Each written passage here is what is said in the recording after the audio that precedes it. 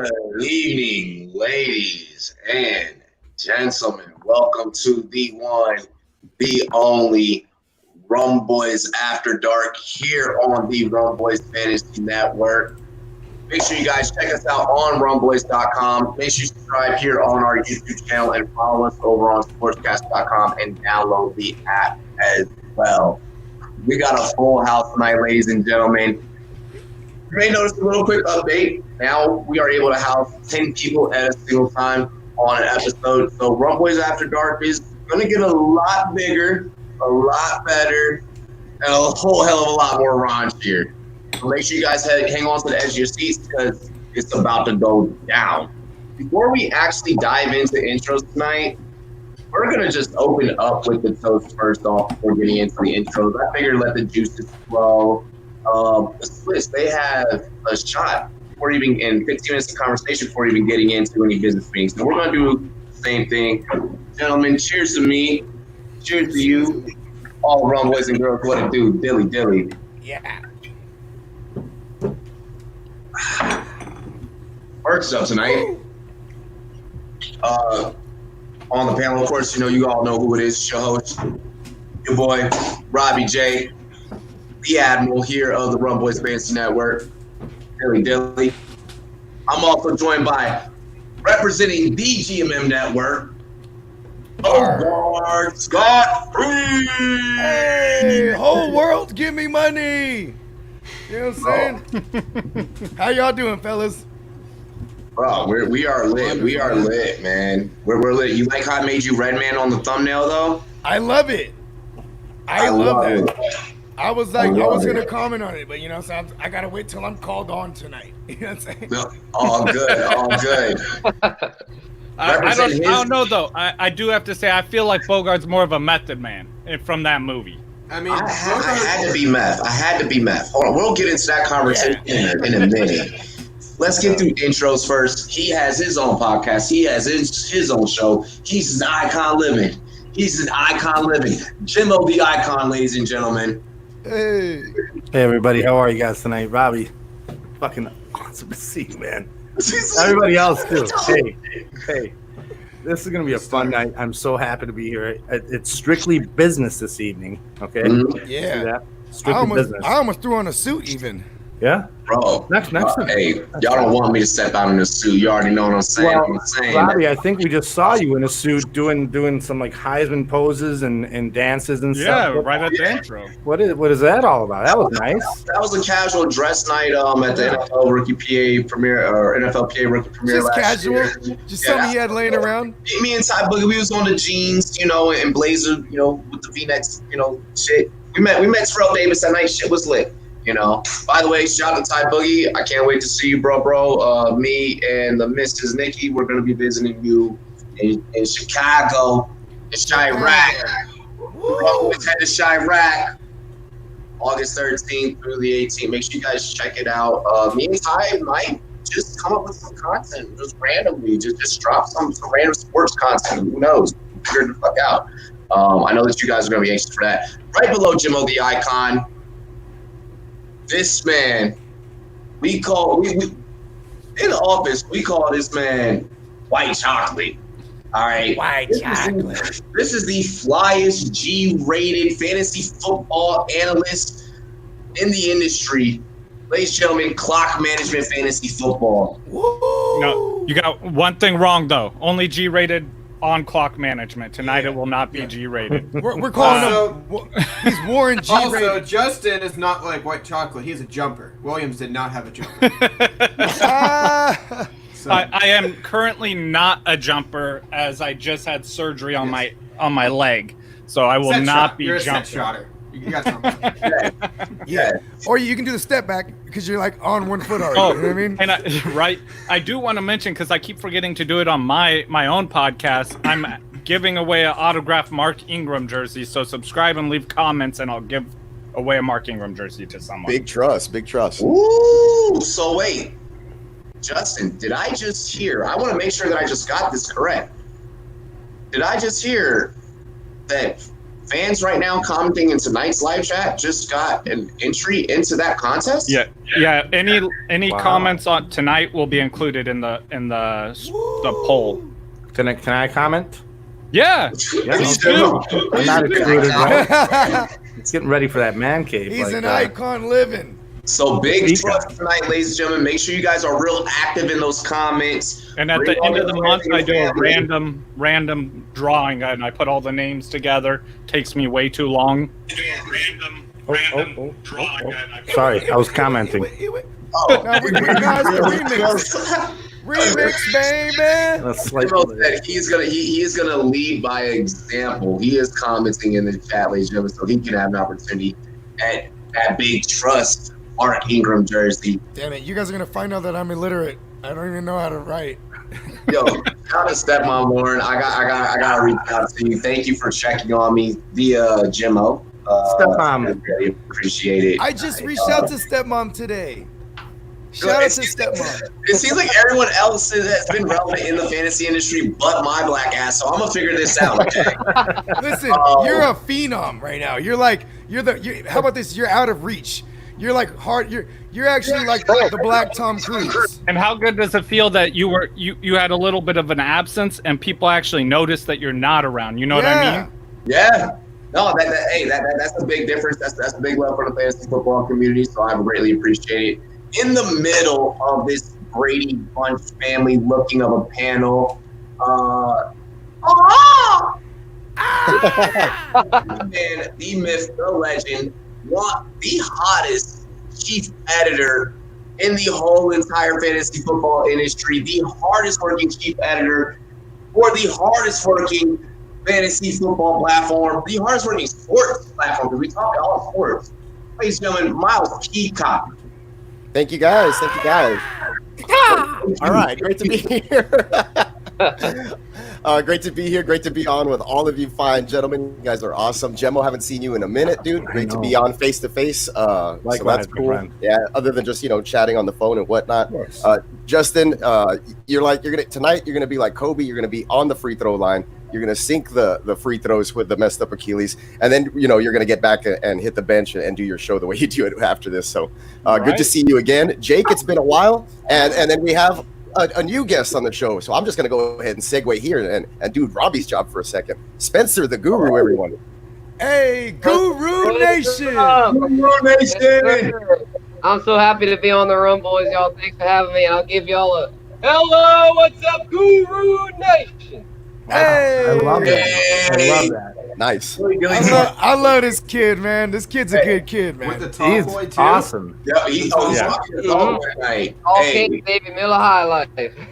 Yeah. Yes. That's the first beer I bought when I was 21. I want to be the first one to interrupt, but That I is was the really best excited. budget beer, by the way. It is, man. It's a great. really is. The 32 ounce of this is cheaper than the 24 ounce of the Miller Lite. So I'm like, fuck it, I'm getting the High Life. Yeah, we in the highlights. Oh my Yeah. Hey, Miller High Life, give me money. Yes, I sir. love it. Hey, big shout out to our special guest for tonight's episode, Spencer the Guru. Thank you for joining the Rumboyz crew, bro. Stepmom Lauren asked me in the comments when you get to come on. Stepmom Lauren, let's go ahead and let's Shoot her the link. Let's Let Lauren on. Lauren knows her shit. She's good. Let's bring you in. Lauren's a big ball. Let her on. Everyone's like, get her the link now. Let's Yeah. do next week. Next week we are going to be getting more baseball oriented, being that it's right around the corner. So we got rankings and things that we got. So we're gonna have a fantasy football edition. I actually messaged Robbie earlier about this, saying we needed to get Stepmom Lauren on next week. Yes, we had a business meet. We had a power meeting. We had all voted. The vote was unanimous. We need to get Stepmom Lauren because we are all bastards of the game, and we need a stepmom to bring us all around. You know what I'm talking about? Did I say that out loud? Fuck. You said it out loud, and that's what we're all here for, to say the things out loud that honestly probably most people are afraid to say in the sports world. Ballsy. We're ballsy. We are very ballsy. But right now we have our very final guest that we gotta introduce. This man, anything that you need to know about combat sports, Or about anything in general. That is true. No, not true. He knows everything, dude. He's like Sports in general, I guess. You know about combat sports. This is the specials that you need to be visiting, that you need to be tweeting, that you need to be reading their articles on Rumboyz.com before you head over to monkeyknifefight.com for these big fights. And you need to be reading their stuff because it may be a make or break in your money. Ladies and gentlemen, the bearded one, Jake the Great. So, Woo! Miss you, Jake. I'm back, guys. I'm back. Miss you, bro. Last week, I literally saw your thing like half asleep at like 9:35, and I was like, yeah, I'm not moving. Nah, dude. I think you dropped the dono, and it was just like, oh man, we're getting drunk tonight, guys. Yeah. He was like, go ahead and keep that party rolling. You know what I mean? Hey, what's up to my niece Alexa? Shout Hey, out. Bruno, Jake, it's time to get back to work. We got some fights to discuss Hey, tonight. man. So, you know, I just wrote an article last night, so Oh, send it over. And go ahead. it's waiting, man. It's waiting. Text me, waiting. man. I'm ready. And everybody, go to rumboyz.com. That's Rumboyz with a Z, where you're going to find all the latest and greatest articles from these fine gentlemen, like Jake from Rumboyz Combat and my man Miles Peacock. Ah! I love that. I appreciate that great ad read of Rumboyz.com there, Bogard. I just winged it. Just winged it. You know what I mean? Completely winged it. Oh shit! Justin dropping a Guru Nation. I might as well Guru Nation. Okay, wait. So we're gonna get to talking about sports pretty soon, right? So I think I'm done with my. I think I'm done with my I'm first having beer. fun doing the intro. Yeah, I It feels like we're on my show. I don't know what's going on here. yeah, we already got fucking money flying here. Guys, really quick before we dive in to our topics for tonight, I want to remind everybody: be sure to visit monkeyknifefight.com and utilize promo code Rumboyz. That's Rumboyz spelled with the Z. Alrighty, make sure you use promo code Rumboyz and place your props. If you're missing that daily fantasy sports fun that you know and love, and the quarantine has gotten you down, the pandemic has gotten you down, no worries. Tomorrow we have UFC 251. We have props over there for Jorge Masvidal, Kamaru Usman. There's going to be props for the NBA, the bubble that's going to form around Orlando. Ladies and gentlemen, don't worry. We have you covered on monkeyknifefight.com. Promo code Rumboyz. We will match you up to your very first deposit of $50. Let's get into the show, ladies and gentlemen. Y'all ready? 3, 2, It's time. 1. It's time. Oh shit! I didn't even know he's gonna do that. I'm telepathic right I now. wasn't, but I just did it because you did it. Chiefs quarterback and Super Bowl winning quarterback Patrick Mahomes, my homies, agrees to a 10-year, $503 million extension. This is the most insane NFL contract that we have ever seen at the quarterback position. Dak Prescott's probably sitting back like, oh, what am I going to get? Don't worry, dude, not shit. But anyways, Yeah, a franchise tag. He's gonna get it from the franchise Las tag. Vegas Raiders. You're not getting 10 years, man. I can tell you that much. how does this shape up the future of the Kansas City Chiefs and Patrick Mahomes? Does he win another Super Bowl in the course of this next 10? We start with Bogart, scot-free of the GMM Network. All right, let me go ahead and grab my sword. I knew it. The sword was coming. All right, because I'm talking, right? I got to get the talking sword. All right, the listen. one you never let go of. Patrick Mahomes, or as I like to call him, Patrick Starfish. You know what I'm saying? He's shining straight from Bikini Bottom. He got all the monies. He deserves it. And this is like unprecedented from what, you know, on basis of comparison from other QB contracts. And to make a long story longer, bro, that they could pay him, and if you break it down, it's $40 million a year essentially, right? Yeah. Right? And like the market value of the QBs is gonna be on the rise, correct? Correct. And right. Oh, I kind of like that. Let's go with that. And you know what I'm saying? True. And the team knows how to put talent around them, right? Right. Right? Yeah, but And they pay that talent. and they know how to play the talent, right? Get him. Sure. And they're gonna need to do is continue to draft correctly and keep young talent around them, so they know how to bring guys in free agency, right? Sure. Right. Honey Badger and other folks. Oh, exactly. Even Frank Clark, all these guys, bro. Yeah, we got you on the waiting list to Rumboyz After Dark, dog. We got you. Oh, yeah. yes. Yeah, let's bump her in front of the line too. You know what I'm saying? We're gonna give him a voucher. You know what I'm saying? Let's get him up there. But yeah, but I will say I love seeing it, man. The kid deserves it. He's also an African American gentleman.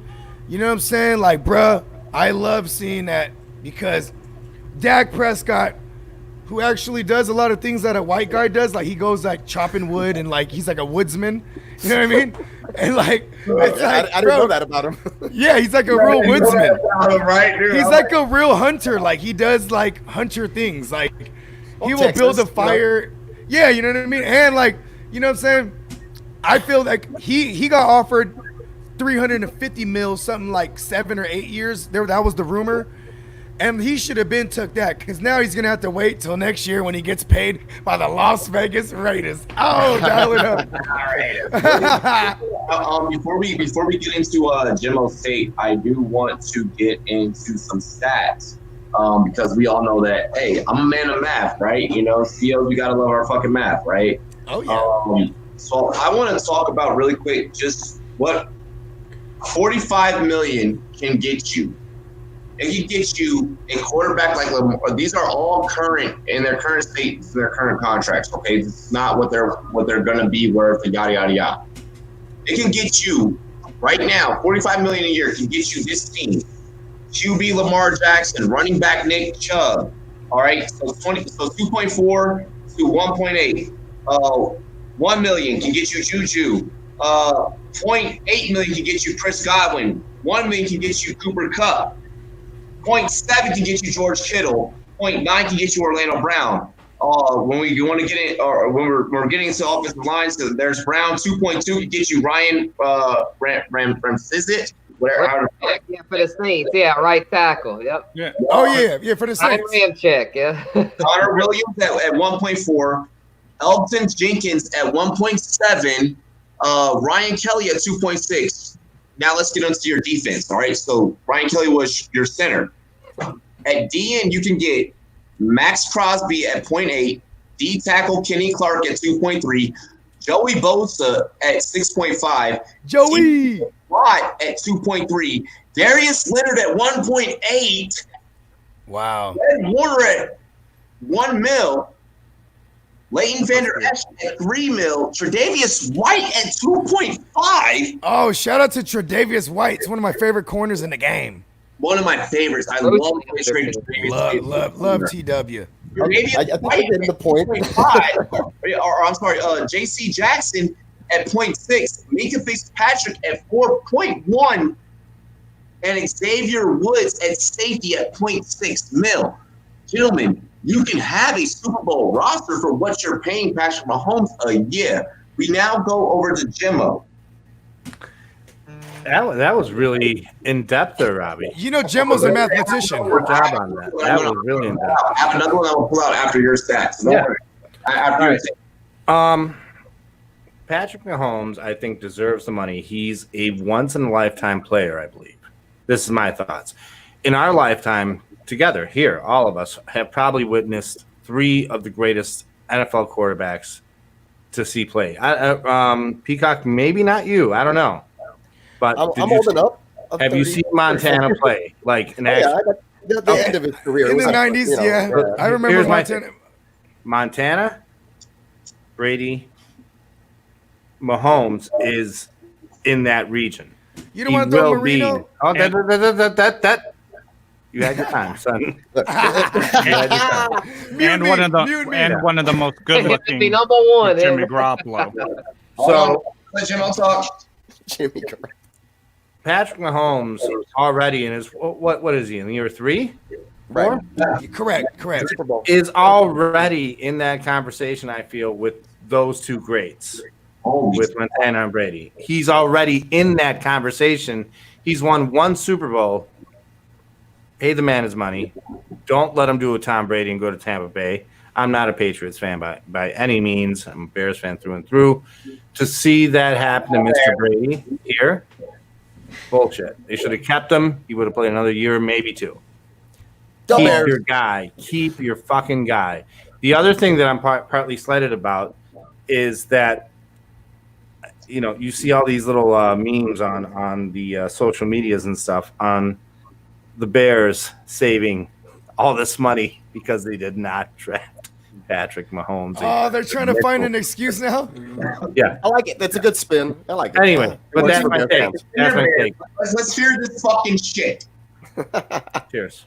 Cheers. I'll cheer you to this. Let's hear this. Cheers.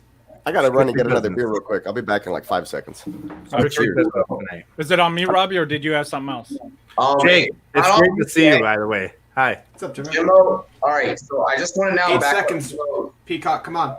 I now want to. Let me take off my shoes. I'm like a fucking peacock. Okay, go get your drink. All right. I love you, bro. I want to now get into really quick before we now segue into clock management today. To just now back up our first two panelists. 10 years, $503 million. 1 year, $50.3 million. 1 hour, he is getting paid $5,742. Yeah. 1 minute he is making $96, and in 1 second he is making $1.60. That is this show fathoms to make $1.60 a minute. You know what this show is making a fucking minute? We're talking about like half a penny. Okay. All right. Let's go. So you know what I make a minute? I'm gonna just say this: pay the man, because I don't have $1.60 that I can just like rub my dick in between. So we go on to clock management. Rob, I gotta say, first of all, Robbie, I hope you didn't take time looking up that stat because it was just on my last episode. Exact See, players. I've been watching, Justin. I should win that jersey. Yeah, You know- and then That's why they should watch your shows, because my show has some big He Henry. knows the guy who knows the And if guy. they're on Rumboyz.com, they know who is what and when it's where. Yeah. And then secondly, Jimmo, you're trying to piss me off with that with talking about my boy Joe Montana. I love Joe Montana. I was saying praises about him. Oh no, but I just don't think Mahomes is in that conversation yet. Like, he is amazing. He's had a fantastic start of his career, but you have to finish strong to have that career. You can't burn out. He's going to finish strong. He is a phenom. I mean, yeah, but we don't know. We don't know that because it's a contact sport. Anything can happen. He won a Super Bowl already. He won a Super Bowl already. And how old is he? Can anybody look this up? Where's Jordan Love? My point is, where's Jordan Love? He's 24. Where's Jordan Love? Jordan Love has all the stats. He's 24. Yeah, but Mahomes 24 and said 6 months or something. It's 20. It's 24.8 years old, by the way. But which is accurate. That's a big deal. That's accurate. But my thing is, like, he could get injured next year, and then there's no ways in that conversation. Anybody could, Justin. Well, but Joe Montana can't because he already did that. His career already happened. If the kid does not get injured, I mean, and actually, you know what? I'm sorry to kind of dive in here, but I'm strictly business tonight. Peacock, Watson's going to be in that same realm within a year. Yeah, I was going to go. Will be. Don't worry about it. And this is another guy the fucking Bears. What up, Neil? What the fuck? I knew it. I knew he was going there. Son of a bitch. I just honestly kind of realized that now, and I'm pissed off about it. I knew about it, but I'm more pissed off about it now. The I just biscuit. remembered that. How mad are you at the biscuit? Hey, really Robbie, quick. you want to answer that? Yes. Hold on. First, yes, Neil. I am going to orchestrate a way that I will be live for the fight tomorrow night, because I know that y'all missed that Rumboyz play-by-play. Hey. And my schedule is open. If you need it. On horsecaster.com. I love your reactions more than anything, bro. Like, oh shit! Oh shit! I know They're going fisticuffs. on Rumboyz.com, and here on our YouTube channel, So make sure that y'all bystanders are just watching. Subscribe, because tomorrow night is going down. Usman Masvidal, Billy motherfucking Billy. Here on Rumboyz Fantasy Network. That is my WrestleMania impression. It's gonna be freaking insane. We're gonna get ladies in a damn titty up in this biatch. So make sure y'all tune in tomorrow night. We're gonna have the fights for you guys. Honestly, I'm excited because my lady, she's never seen my play-by-play. Hey, you know what's my favorite part, bro? My favorite part is when you intro. When you intro the fighters, that's the one right there. That's the part. And now, don't give me started. Hey, bro, that's how he introduces me every Friday. For the GML. Hold on, I still got to finish. Oh, shit. Intro your take yet. But about the contract. So, yeah, I think right now it looks like $40 million a year is bad for the team. But the market's going to go up. Yeah, the market's going to go up. But also, I mean, we see players holding out 2 years out from the end of their contract on a 4-year deal. I mean, I don't think it'd be ridiculous if he's holding out 3 or 4 years out of his wanting a new contract that he could continue outward. That's just going to be even crazier if he does hold up, like, you know, to the caliber that we're expecting him to, as long as he stays healthy. And so I think it and I know Robbie talked about all those players that you could get at a discount, but every team can get those players at that discount. It's not just the Chiefs. Every team's going to be offering these guys money, and these guys are going to end up getting paid more on their next contract.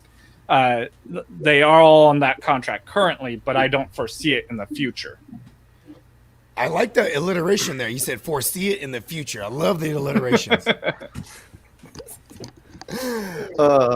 Okay. Yeah, I mean, all of that stuff is super. Oh, go for it. Oh, yeah. No, my bad. No, I forgot the order. It's Peacock first. My bad. It's right on the screen. It usually works pretty Listen, like a draft. Like a draft. Yeah. I went like it's checkers. I'll be brief. I'm playing some other game, dog. You got double jump. Or something, so yeah. Well, I'm playing Super Mario Brothers, so you know. Yeah. No, but like I said, I'll be super brief. I mean, obviously Patrick Mahomes is like the icon mentioned. I mean, I think he's one of those phenomenal talents. He throws no-look passes in games, at practice. Sure. He chucks the ball down the field, extremely well, and he has the talent around him to go out and get it. He has speed for days on that team.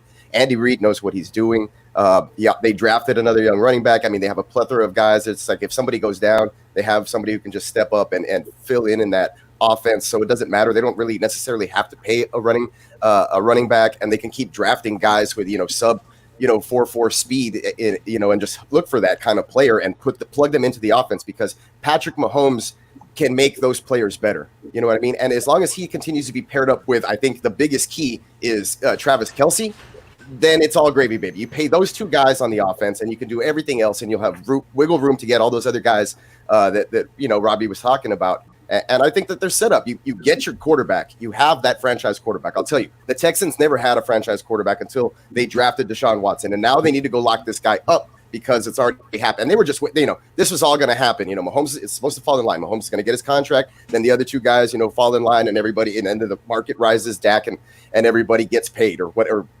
tagged in Justin's take, which I agree with also. I mean, just tag Dak like they've done. But that's my thing on it. I mean, pay the guy. He's good. And that's what teams should be doing. You build around the quarterback. You bring guys in cheaper to make the team better, and then you go. It doesn't go the other way. Guru. For sure, yeah, I agree with you, Peacock. Yeah, they had to pay the man. They definitely had to pay the man. They didn't want it to end up, some ugly situation where, it would be a tag thing and all that. No, they lock him up now. And so when the market, like Bogart and Clock are saying, the market's going to go up, right? The quarterback market's going to go up. So in that back half of that contract, at that point, he probably won't even. He'll probably still be near the top of the league, but he won't probably be like the highest in the league. At that point, he might want to raise or something. But I still think the Chiefs are smart for doing it. I really do. I mean, he's like Jimmo said, a once in a generational talent. That 10-year thing is what sold it for me.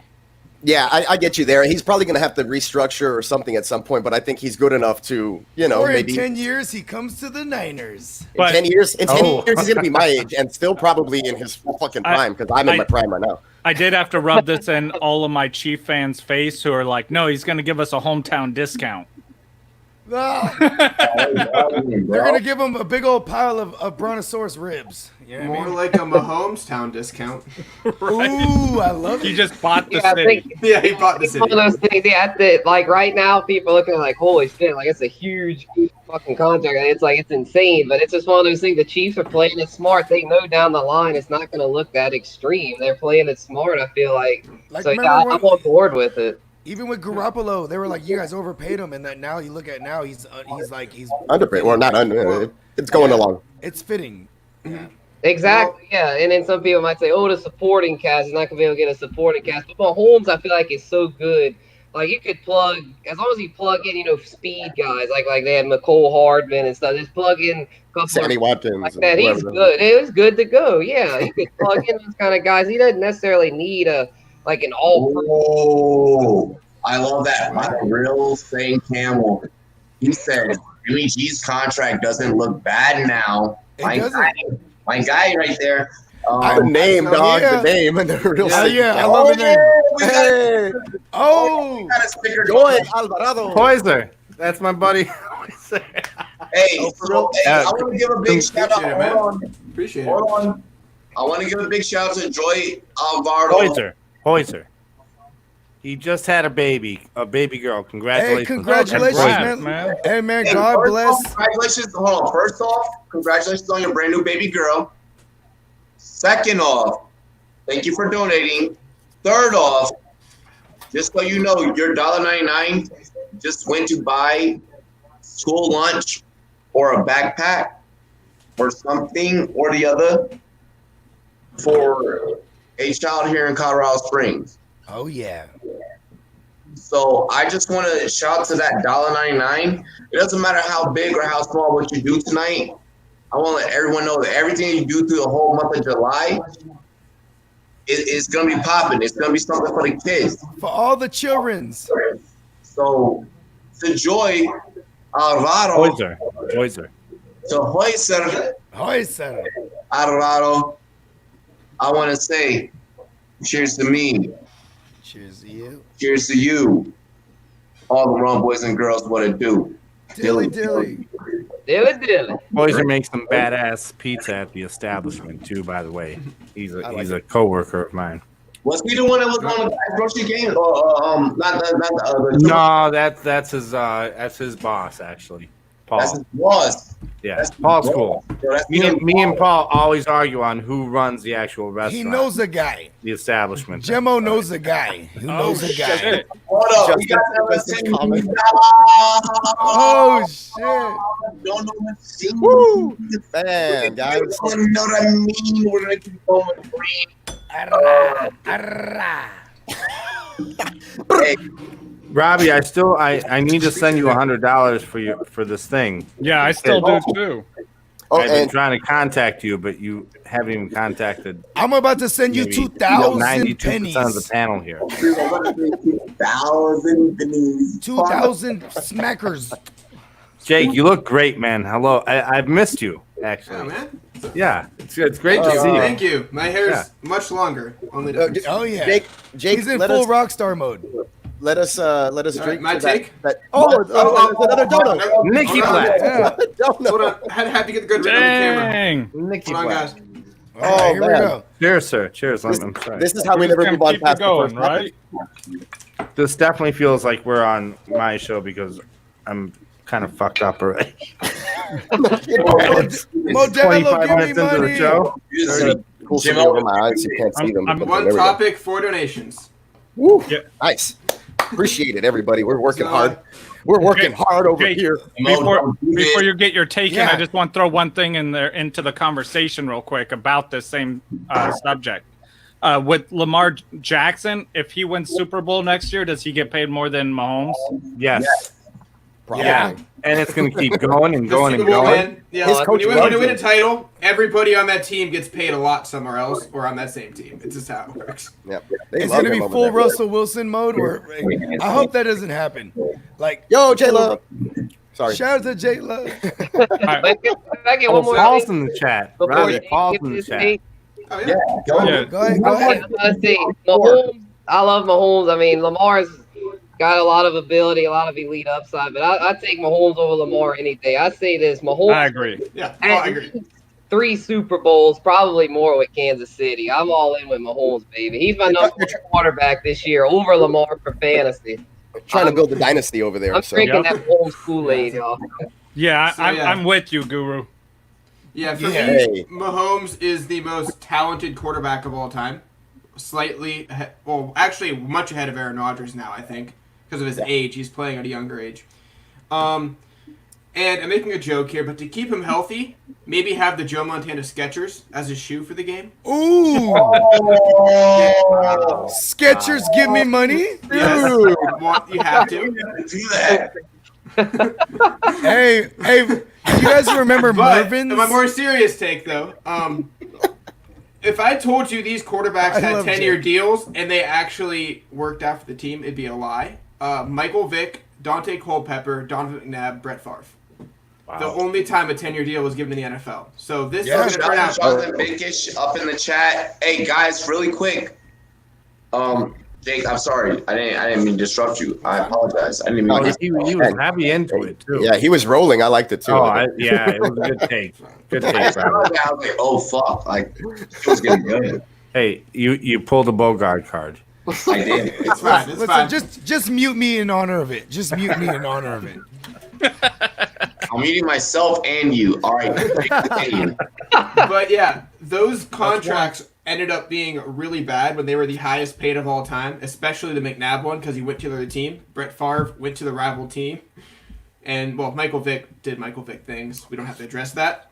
But overall, these contracts are either going to be cut off before they get the 10 years, that player leaves, forces himself out, or they get a re-up deal.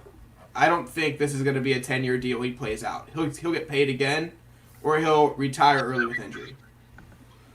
Or he'll get traded. There's no way he's going to play on this contract on this team for 10 years. I mean, look, J-Love, you're giving me $500 million. I'm going to stay on that He team. guaranteed it. Well, no, he guaranteed it, yeah. And But a I'm saying lifetime he'll demand more supply money of or get Kansas moved. City barbecue But sauce. Did you Ketchup. see what's in his contract He in said the ketchup. clause that he cannot do? Yeah, I don't know, I Robbie, if you shared it. had this in your takes, I'm sorry. I don't want to Yeah, bring that up now. No, Maybe I shared it. No. I shared it on my Twitter. Yeah. I was unaware of this. Oh, Yeah. he can't do a bunch of shit. But Yeah. for I know he's a big hunter and a big wild. I'm not saying that. He's talking about Mahomes. Mahomes. He can't do any physical activity really like that. Maybe golf, maybe. I don't know. I have to really look at the He's gonna contract. do a bunch of fornicating. That's for sure. Can't say So that. what you're saying is he can't live that wild hunting. He loves to hunt and he loves to live in the woods. He can't do that. Can't He, do that. roll, No. he can't Maybe roll his not. ankle hunting in the woods. No. I mean, Well, maybe an accident, like Yeah. shooting the gun. No, Maybe they you won't know let what I him. mean? I don't What know. if we get It's a lot of shot? money. Yeah, it's Oh. 500,000 Andy, or Andy, I $500 fell million over a dollars. Hold on. How much tore is my he get paid ACL for a in a root. minute? Yeah. He makes like $1 $160? something. Yeah. No, how many 5 minutes $1.60? again? What is Per second. Let's hear what Spencer Yeah, has to say. Spencer's the only one who hasn't. And He Spencer's went. our guest tonight, guys. He went. So rude. No, Spencer went. Spencer Yeah, went. about Mahomes, He yeah. said Yeah, no, Spencer went. I gave God, my I've got Next to- topic. We're going to Oh no, Robbie, Robbie's No. Robbie, close this. I'm topic jealous up. of Patrick Mahomes. Let's move on. Yeah, Mahomes the GOAT. good for him though. He's got Yeah, a long way to go. Like I wanted- Justin said, Justin, he's got a long way to go. Don't want to preordain him, but he definitely Yeah. has that upside. So yeah, I'm all in. He's a great talent. I wanted the Texans to select him, and the Chiefs moved up and got him, and then right shortly after that, the Texans moved up and they got Watson. So they had to make the move on their guys, and I think I'm gonna say I think this. Mahomes I'm was on gonna their say this list. to close out this topic. I'm gonna say this to close out the whole Mahomes topic. And I knew this topic was gonna do that because I didn't write it. to start the show. So from now on, we're gonna be going with the show. We're gonna be going with the flow. Your girl already know what to do. Robbie J was gunning with the crew. Robbie J. But Mr. J. This the only thing, and the last thing I'm gonna say about the Mahomes topic is this. I mean, absolutely. After a motherfucker like wins you a Super Bowl, like we're talking a ring. We're talking about a prized possession that a man has to spend thousands and thousands and thousands. My precious. Worth of dollars in order to please someone else. We are talking about something that, as a man, from a deeper meaning, when you put that on your hand, that is an accomplishment. Like when you have a ring, Miles, I appreciate you for showing your ring. You know, like you know. Well, I got a sword. Jimmo has it. He's like, what happened there?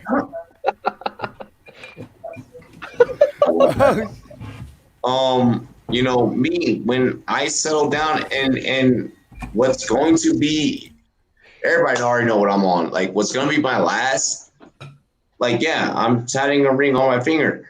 Like, when you accomplish something to the level of what Mahomes accomplished, you deserve the motherfucking world. You deserve the motherfucking world.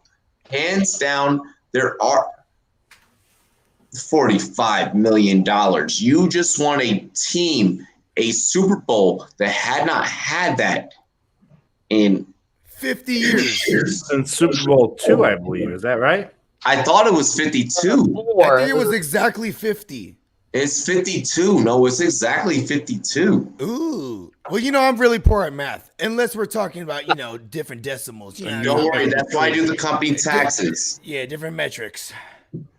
With that being said, that's all that I have to close out that very first topic of a very long show that we actually have. Yes. We're gonna get rolling. Doozy.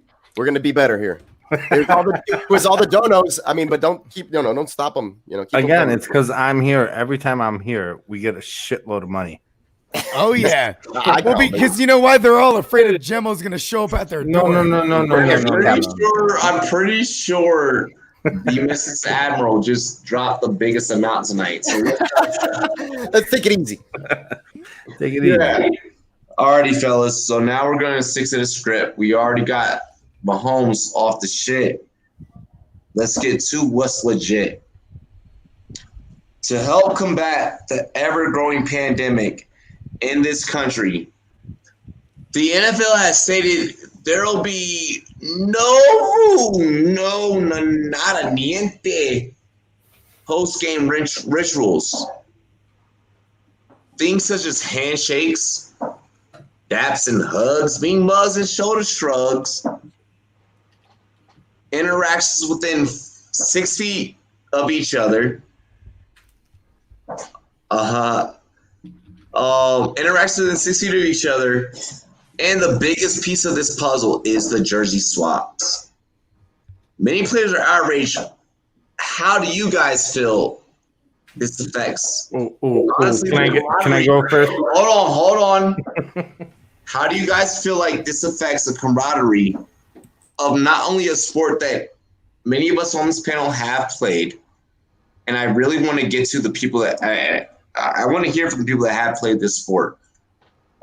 And I feel like this is a topic that we do have to get. Hey, flag football counts, right? Yes. Yeah, okay. I'll play it. You know what I'm talking about? Bro, if you ever had to be on a team with a group of guys and make a mission accomplished, like this counts. Or a group of girls or co-ed teams. And co-ed teams count. Co-ed teams count. Yeah. Full contact. You know what I'm talking about? I want to open this up. I want to open this up. And I want to talk about how this can honestly affect the camaraderie of the sport that we all know and love. I mean, this is a show of not just giving fantasy football advice and making sure people win money, but like we're a show of sports topics. So we start off with Jake with his calf shirt. Well, if this is going to keep us from getting football, I'll be very upset. If this is what they have to do to play football and they have to follow CDC instead of competition, just do that. I mean, I get it's an issue and it doesn't make sense overall because you're playing football and you're tackling each other or getting tackled, but if this is going to be the line where the NFL has to say after competition, you just go to your locker rooms, play football, I don't think this is a sticking point, and if it keeps anything held up, I will not be happy, but it doesn't make sense, but if it has to happen that way, just do it this way. Alrighty, clock.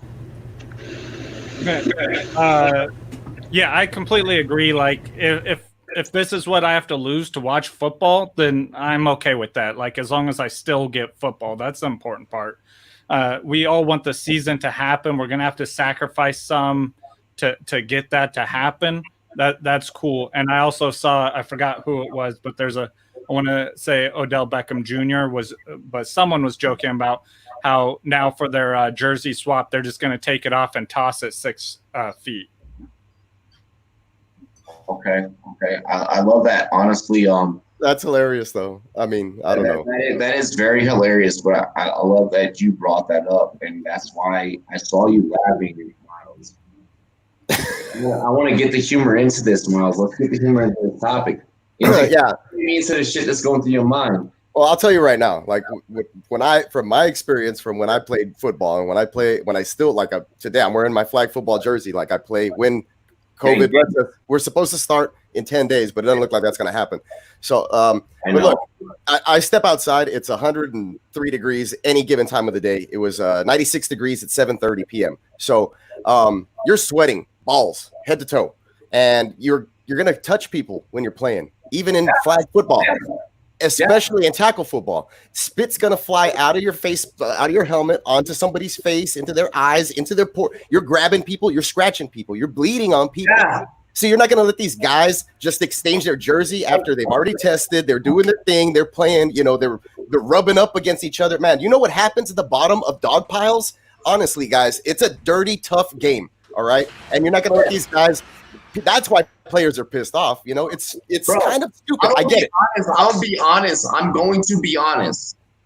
I will be the first person to trade jerseys with you, or like even if we're playing a fucking pickup game. Hell yeah. I do it too. I mean, I'm gonna be more safe now, I guess. But I mean, if we're already playing and we're tested and the rules are out there, regulations, like if I'm playing flag football and they're gonna laser test our temperature and say you're good to go, then I'll swap jerseys with somebody. I'll go wash it.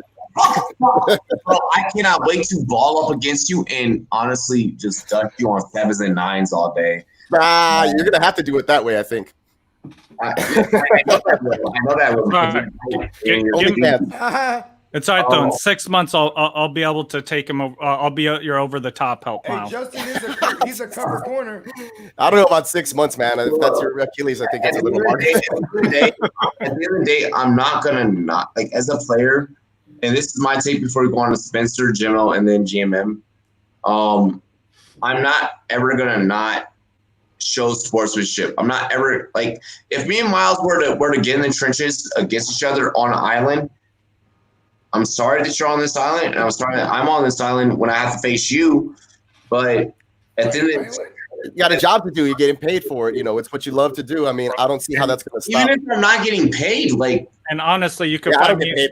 I'm coming by your locker room. I don't get paid, but I've traded jerseys. I don't get paid, but I've literally signed my shit, and I've literally just been like. That's what I'm saying. I'll just do it after the game, after the game, after the cameras are off. But after the shower and give them a clean jersey, already have one ready just in case somebody asks you for one. I don't know. It's weird because those jersey swaps are kind of just spur of the moment, Yeah. It's a respect thing. It's a respect thing. All the guys that clearly play or either actively play, I played on a million base teams. I can't even count. We know how we feel. Let's hear from the other people. Let's go Spencer, Jimmo, then Bogart. Spencer, go. Alrighty, yeah. I feel like this. I mean, they test everybody. Everybody's healthy. What does it matter? So what if they do a jersey swap? It's ridiculous that they're even making a deal out of this. I say just if they really want to be politically correct or whatever, fine. Make them go 6 feet apart, and then they can toss the jerseys to each other and hold them or whatever. But it's I don't know, man. I mean, this is stupid. I don't even know why this is even an issue. It's just the NFL has. it's almost like they're trying to create bullshit. Like it's just. Yeah, I saw a DB, it was, Lonnie Johnson Jr. from the Texans tweet out, and he was like, "So I can't play press coverage because that's definitely closer than 6 feet, separation. Like it doesn't make any sense to." Yeah, no more press coverage. No more press coverage in the NFL, guys, because of the COVID. That's ridiculous. Yeah, with that, I'm gonna take the over. Get me another brew here real quick. I'll be right back. Yeah, Miller highlight. Give me money. I believe it's Jimmo's turn. Right after Spencer, we are going to go right into Jimmo's take. It's completely fucking ridiculous. Completely ridiculous. Like everybody on this panel said, right after the game, we're going to swap jerseys and whatever. It's so stupid. I don't even know why we're talking about it right now because it is. Like, we actually did like it's to prevent the spread of the COVID. It's. Yeah, kiss my COVID ass if I have it. All right. Damn. Let them fucking change jerseys. You money hungry fuckers. Yeah, that's what I'm saying. That's what it is like they want us to be like, see, we're trying. We're trying. It's like, yeah, but you're trying nothing. They're trying nothing. Football. They're tackling each other for 3 hours straight. Like this, it's just completely not political, but a PR stunt. Yeah, no, I want to second what you just said, Justin, and what Jay Love just said in the chat. As someone who played football, this is fucked up. Jersey swaps are a sign of respect and appreciation. This pisses me off. They can play a contact sport, but can't do jersey swap after dumb ass shit. What I want to say is I would like there are people that here in Colorado Springs, like, and I'm just talking about like 5 people at best that literally asked me to be like, yo, I watch your show, can you sign like my Rumboyz? Tell them I apologize for being me. They've been like, I'm the biggest fan. But they've been like, can you sign my Rumboyz.com gear? Can you sign my Rumboyz? Oh, that's cool. No, like, yeah, dude, like it's been a legit thing. Like it's happened. Like, what we've been together 2 years now, 2.5 almost, and over, we've made history. I mean, and that's one of those moments where for me it's like, no, like if you're gonna tell me I can't jersey swap or I can't like play against a competitor, no, like that's fucking stupid. I have a solution. All right, we're gonna have to affect some tongs. Like, this will be my take. It'll be fast. We just gotta get some tongs. You know what tongs are? You know the things that boop boop, right? So I go ahead and I leave my jersey right there, on the ground, right? But put this same time, motherfucker. Boom, he puts his right there. We cross each other. I get his jersey with the tongs. Don't touch tongs though. Yeah, no touching tongs. Never. Right? I go ahead, I grab pause. As J Love is probably gonna put in the comment. Pause. I go ahead, I grab his jersey with the tongs. I put it in said quarantine bin. So we need to have all these things. Like, there's got to be a protocol. The Salvation Army bucket. Jersey swaps got to go down. You know what I mean? This is a sign of respect. And, bruh, come on, get the tongs. Yeah. That's funny though. It could happen. Maybe they have like guys funny, like. But I'm so serious. Maybe they have a crew that like comes and like picks up dirty in towels. hazmat suits. Yeah. They come and just hand the jersey to the next one. Hey, really quick. That would ruin absolutely everything of making it look safe to play football. I want to shout out one overall sportscaster, Nasty Nate. Nasty Nate, thank you for joining in, showing love. Shout out. Showing that big love over on Sportscaster. You already know what it is. Sportscaster.com. Download the Sportscaster app on all Apple devices. Don't worry, Android, we got you soon. Shout out to Edwin should have dunked, or Ewing should have dunked. Ewing definitely should have dunked. Yeah, hey, I love that. I love that guy's username, dude. That shit's I love his username. Ewing definitely should have dunked. You would have been better. You would have had a feet over MJ had you dunked. Hockey Mom Lisa over here on Sportscaster and Running Hide and Mark Bell USN over here on Sportscaster. Let's get into the next topic, fellas. How do y'all feel about that shit? Y'all ready? Oh, yeah, Spencer, do you have one more take? Because he wants to go grab a beer. Oh, and on the jersey swap thing, I mean, mine was pretty Or simple. even just in Yeah, general. he got it. Okay, I got one more thing. I'm not worried about it. Like, I just feel like it's stupid that they're even making a deal out of it. So I yeah, got one more next thing to topic. Next topic. I got one more thing to add. Thank you, Spencer. Thank you, Spencer. Let me add one more thing. Listen, half the time these motherfuckers don't even want to shake each other's hand anyway. Bam. Yeah, like Belichick's fucking ass. Yeah, he's just like. Hey, well, as long as we're talking about no handshaking ass motherfuckers right now, right? I feel the same way. Richard Sherman. I've been doing the elbow, like if it's somebody I know, like what's up? What up? Like elbow to elbow. That's it. And I wear long sleeves now too. So. Oh, bro, I've been fucking shaking hands and kissing babies and shit on the You're on the campaign trail. Though. Oh, that's right. Yeah, Bogart has you set up. Yeah, going state to state. As his campaign manager. It's funny how the contact BLM, right? That wasn't nice. That was dark. I'm sorry. Who said that? Oh, that was Jimmo. Jimmo just got back. Listen, Jimmo's a mob. My wife just called me fat. Oh, listen, how dare she? PHAT or FAT? No, like I've gotten fat with this quarantine shit. Listen. I'm sorry. Hey, I'm gonna You're start. a true mob boss. Tell her forget about it. I'm gonna start zooming you my workouts, bro, live, and just like force you to. Yeah, no, I have to work out, man, because we'll go talk on about keto. Yeah, we'll do it on camera. Next topic. Next topic. Let's get into. We have a couple of a pair. We have a pair of San Fran 49ers fans. Oh yeah. So we're gonna get on a 49ers topic. Does San Fran running back Raheem Mostert get traded, and if so, to where? And how does it affect the SF backfield? We start with Bogart. All right, I'll make mine quick so I don't take several minutes. Listen, my man Radio Raheem, right? DJ Mostert himself. Mostert on our beat, ho. I'm different. Yeah, I'm different. Yeah. Right? Hey. Listen, he is 28 years old, and he's trying to get the bag right now. And running back. Listen, he's the epitome of efficiency. But if anybody knows my man Kyle Shanahan, fellow Sagittarius, like me and the icon over here, right? He enforces a system. He enforces a system. And systematically, he will not pay this guy because he knows he has a stable of backs that can do the same thing. And the schemes will get them wide open, running lanes, etc.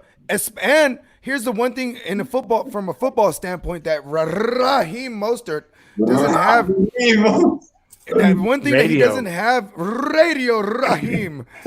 One thing that he doesn't have in his favor is that he's not the greatest pass catcher. Maybe they haven't utilized him in that fashion. Either way, his numbers don't show it. And there is a guy who I will say, right? Actually, to answer the question before I get to this take, I don't think they will get traded. I don't think he will get traded. No one will want to trade for him because the trade would entail they got to pay him more. You know what I'm saying? I'm sorry you have a special teams contract. I'm sorry, you're great on special teams. But there's another special teams guy, and my man, JWJ. Jeff Wilson Jr. Oh my God, look out for him. It's a Bogart mushroom take. Listen, this is one of those ones, dude. He's gonna be the waiver wire pickup of the century. Kind of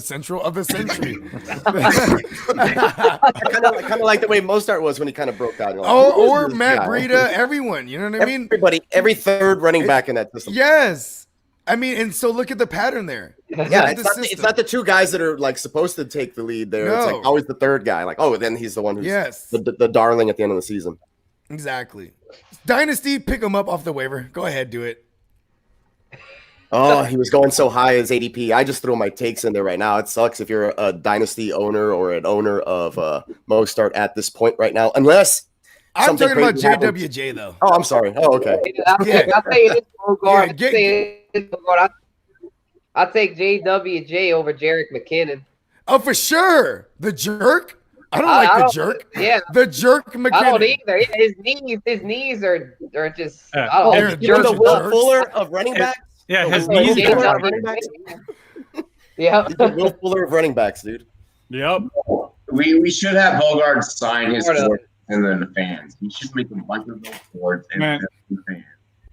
Bro, I'm down. I got if any team gets him, it's gonna be either the Eagles or the Patriots. Those are the two. Don't put that on Miles Sanders. Yeah, I know. I don't want it. I don't want it because I love a couple of Miles Sanders. Stay away from Miles Sanders. But man, how great is it going to be when that happens and then Devonta Freeman gets signed to the 49ers and then you got Shanahan bringing back Coleman and Freeman. That makes too much sense. Stop saying that. That makes too much sense. Wait. You mean this one? You mean this one? Fascinating group. People are in love with him, by the way. People love Miles. Miles is all over Twitter. Everyone wants Miles to be the next Christian McCaffrey to compare his. Thank you. They're talking about me. They're talking about me. They didn't say the last name. They were definitely talking about the peacock. Yeah, and also that's probably a better take because there's no way Miles Sanders is the next Christian McCaffrey. Hell no, yeah. Hell no, yeah. Austin Eckler might be, but not Miles Sanders. Miles Sanders is way overdrafted. I feel like. Staying away from those. CMC is a unicorn. There's only one unicorn. Gemmo, what did you have to say about this whole Mostert thing? We didn't hear nothing from you yet. I thought I was supposed to go second, but then we all jumped in. But no, it's okay. You know, I didn't go yet. I was my turn. Gemmo, Jake, and then we'll start with Robbie again. Bogart actually stole my thunder with Jeff Wilson Jr.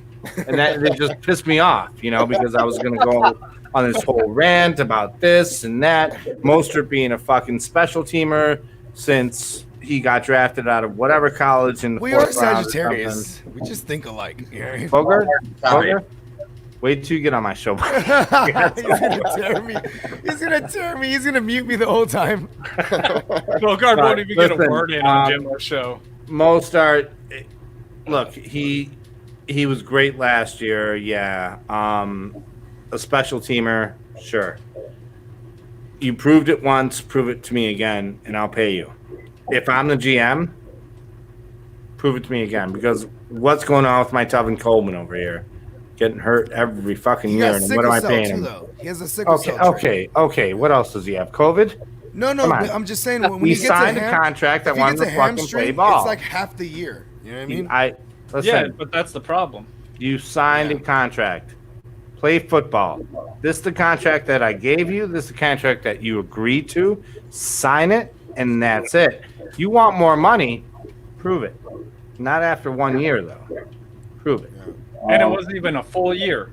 No. I Jeff love Wilson DJ Jr., Mustard, yes. though.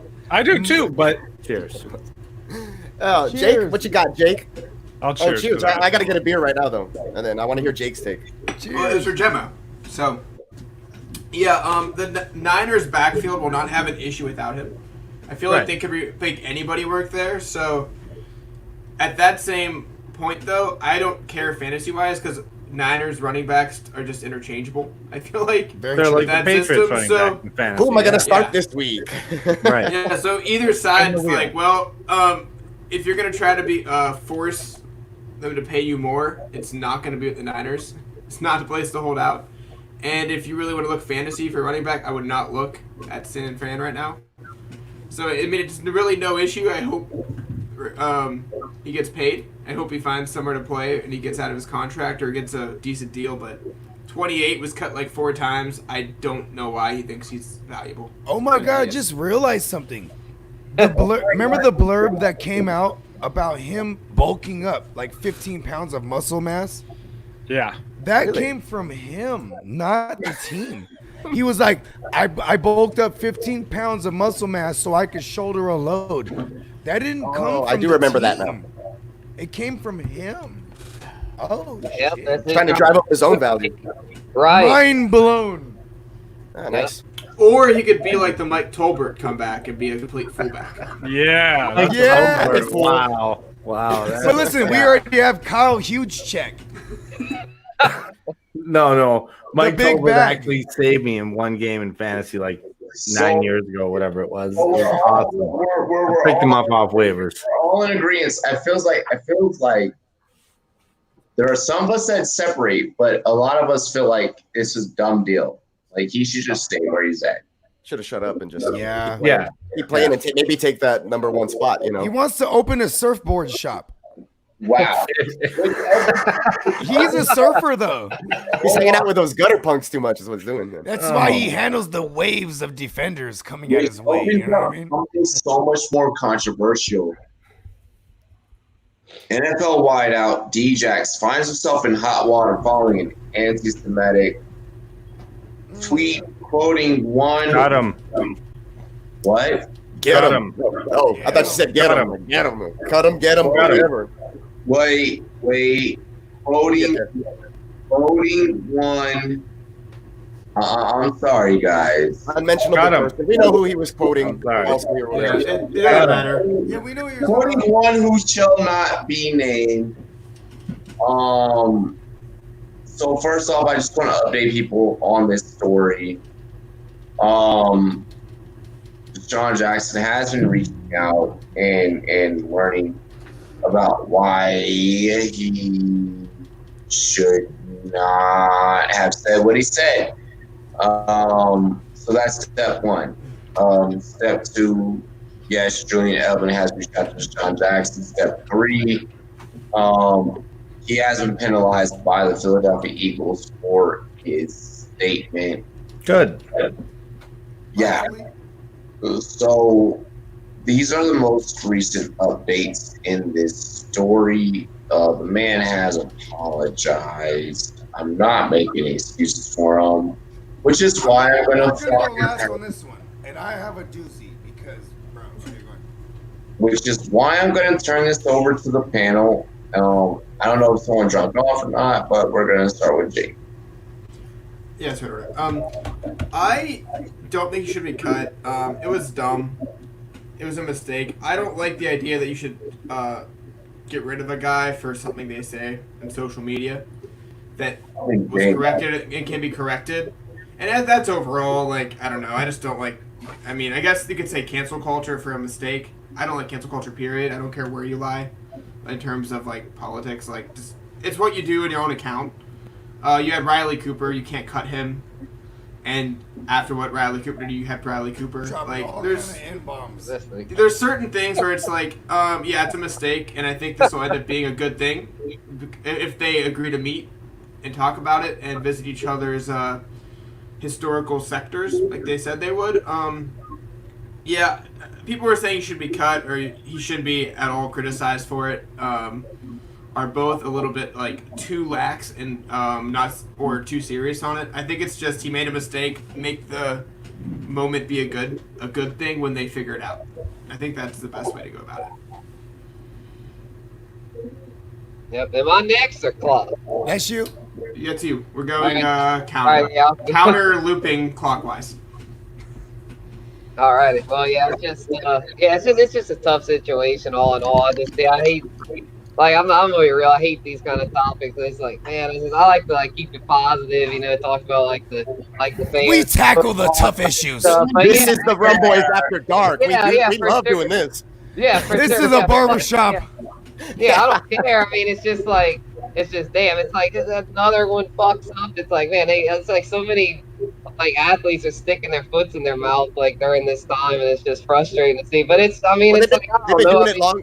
They've been doing it long before that too, though, even without all this stuff being out there in the open. So I mean, I feel like it's a teaching moment. I feel like the whole I'm sorry, is it my turn? Yeah.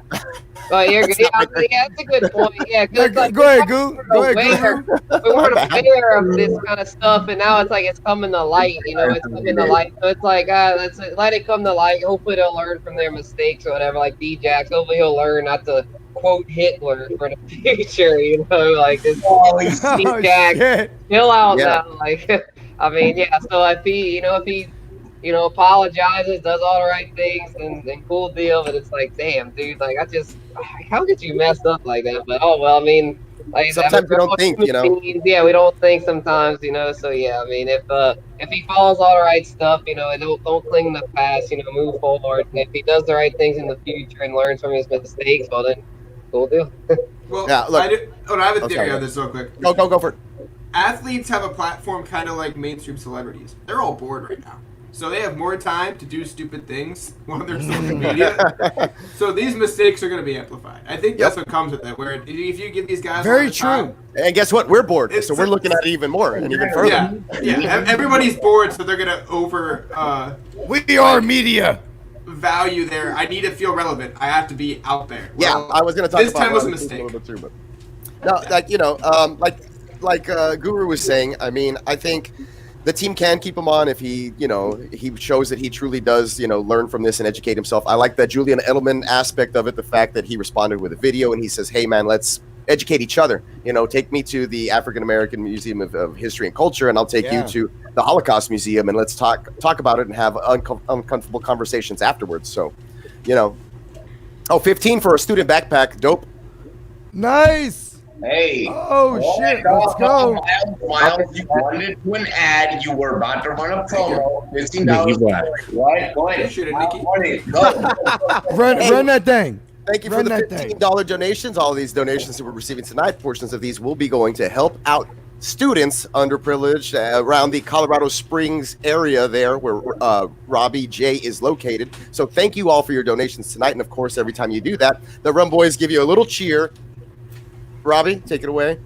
Cheers to me. Cheers to you. All the Rumboyz and girls want to do. This for the kids. Dilly. I'll drink to that. So, yeah, I mean, yes, uncomfortable or not the topic, but it does need to be discussed, I think, at least at some, not to like a large extent, but as long as people are getting educated and learning from these things, then there won't be a problem in the future. Ignoring the problem is going to keep it around, and I think that it's important when people mess up, that they fess up, and they can have their second chances. Just don't keep doing it, you know what I mean? You got to learn. That's a good point, Peacock. Good point. So, I'm on a little bit different opinion on this because I'm pretty sure that all of us know that. I mean, does anyone here not know that Hitler is bad? Yeah, he's a piece of shit. Yeah. This is the first time D. Jax has ever messed up. He was a Jewish guy. He was half Jewish trying to kill all the Jews. Yeah, and I get it. Like, he hasn't had a history of it, but, I mean, it's an obvious mess up. Like, he should be suspended for it. Like, well, they didn't suspend Riley Cooper, and he did, basically the same thing. If you want to look at it, compare Riley Cooper to fucking Deshaun Jackson. Well, no, but I'm saying, like, they're comparing it because Bradley Cooper was on the Eagles. If it were Torello, but Cooper was on the Eagles. Or Randy Moss. And that's Walker. And even if they didn't, like, just because they fucked it up before doesn't mean they should fuck it up again. Like, you should be suspended when you say something stupid like that. I don't care. Like, maybe 2 games. I mean, 3 games, whatever. Who cares? Fine him a couple of games. Like, I mean, he's only finna play one game anyway. He's only gonna play a game anyway, and then he's gonna score 3 touchdowns the season. So. Yeah, that's the thing, though. We can't care more about fantasy or football than about the issue at hand. You know what I'm saying? And you're right there, Justin. Yeah, and I'm gonna hop out of here, guys. My leg is killing me. So elevate it and lay down. Hey, Justin, man, Godspeed, speedy recovery, man. Love you, bro. It's still your birthday week. Happy birthday, bro. Thank you. Happy birthday, Clock. It's still your birthday week. Yeah, I'll see you guys later. Drink to that. Love you, brother. White chocolate. White chocolate, give me money. Yes, sir. Clock management, give me money. No, Justin had a good point there. Oh my God, Spencer. We got Spencer doing it. Right? Yeah, I love it. Yeah, I'm with Bogart. I fuck with I fuck with you too, young Spencer, the guru. Nice. All right. Yep, the guru. We rolling with it. Hey, let's pause everything for a minute. Whose turn is it? Is it me? So Jake went. Bogart. Yeah. Okay. All right. No, I didn't go yet. But I went. I didn't go yet. No. I didn't go yet. No, you went, Bogart. Did I went like several times. You went, buddy. You went like. Okay, I didn't go yet. Yeah, you're right. But you know what? Go first, kind sir. I have a take. I want to go last on this one. Go. May I? Icon, please. Yes. May I? Presume. Oh Jesus! What are we talking about? All right, let me go. Sean Jackson. Okay, he's back. Okay. This is about the Sean Jackson thing, right? The comments that he made against the. Listen, it was great. It was great of Edelman to do that. I think so too. Especially all over media and all. Yeah, great. You have to do that, you know. On Sean Jackson's part, it was complete bullshit. Okay. If it were a play, and Robbie, Yeah. Robbie, are you here? He's here. He's just laughing at Daylove's comment, and so was I. But if it I were, just read that. let's say somebody like Wes Welker, give me a good white receiver. Wes Welker's fine. Okay, fine. Wes Welker. Give me Adam Thielen even. My son is actually Adam Thielen. Give me Cooper Kupp. Adam, whatever fucking white receiver. Peyton Hill. Christian McCaffrey. They're all better than Peyton Hillis. No, Peyton Hillis. No. In the current situation that we're in right now with our world, would it be a lot worse if it were a white person, a white wide receiver? Absolutely. Okay, but now, okay, right.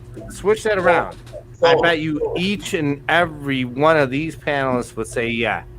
Kick him off. Oh, he's going with the time to kill aspect. I love that. Fucking team. I love that movie. Hold on. Right? He's like, close your eyes. Let me finish. Listen, if I cut my fucking wrist, what do I bleed? Bloody. Red. Hopefully it's red. Red blood. I hope so too. Robbie, if I cut your fucking wrist, what do you bleed? Red. We all bleed red. I don't know, man. Sometimes, like around winter time, if you cut me open, it's probably like tamales or. Mine is shrooms. Yeah, all jokes aside. Listen. But I get you. Yes. You know, everybody needs to be what treated the Sean same. Jackson said was completely wrong. I think he should be kicked off the fucking team. Does he deserve a second chance? Definitely. We all make mistakes. I'm all for that. I'm the most mistake motherfucker there is out there. Me too. Definitely.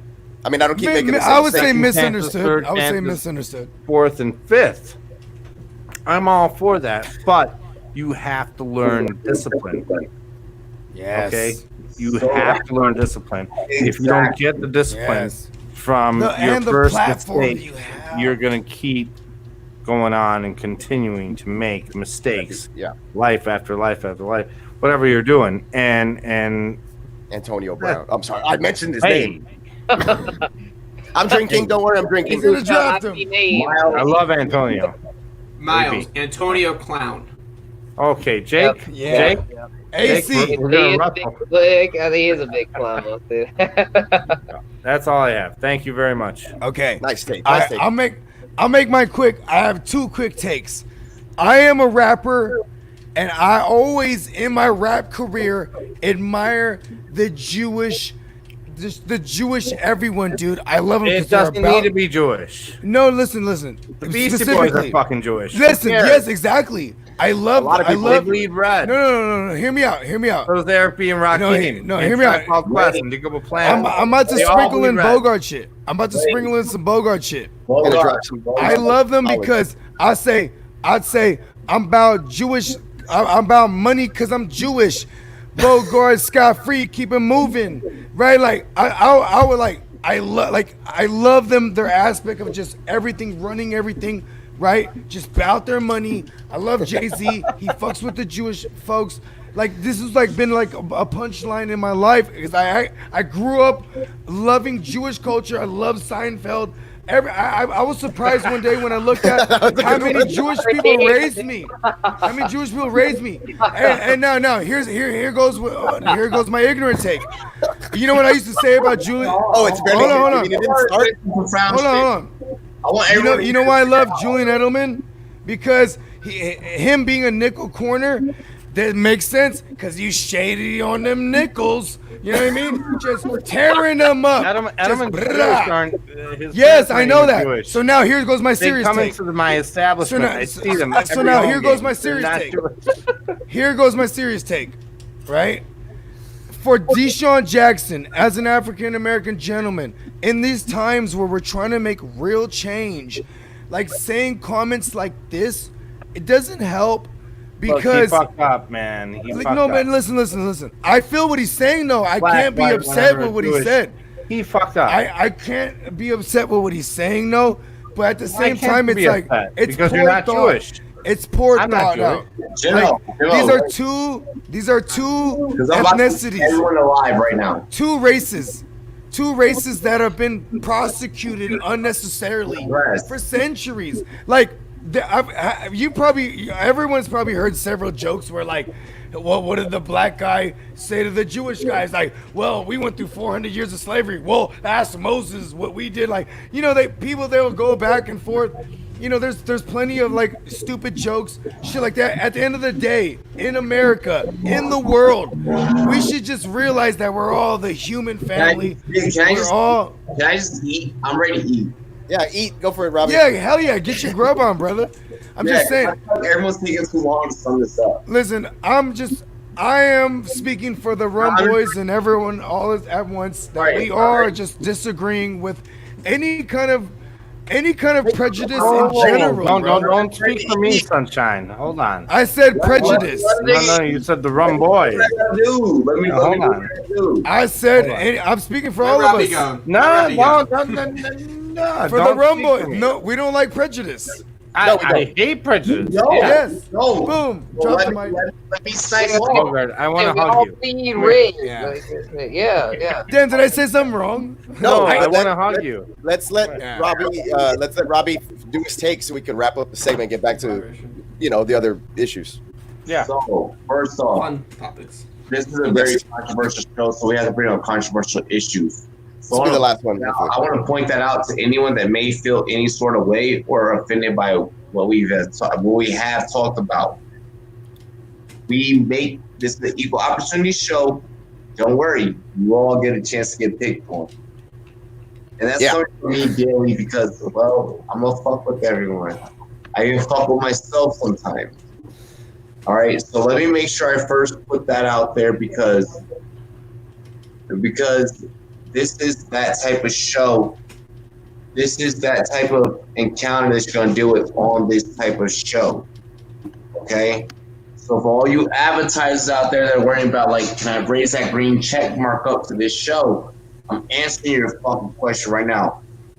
Controversy sells. We are very controversial. This is a group of people that I cannot contain. Unfiltered, unapologetic as fuck. But we are us. And we love each other, man. We're all, at the end of the day.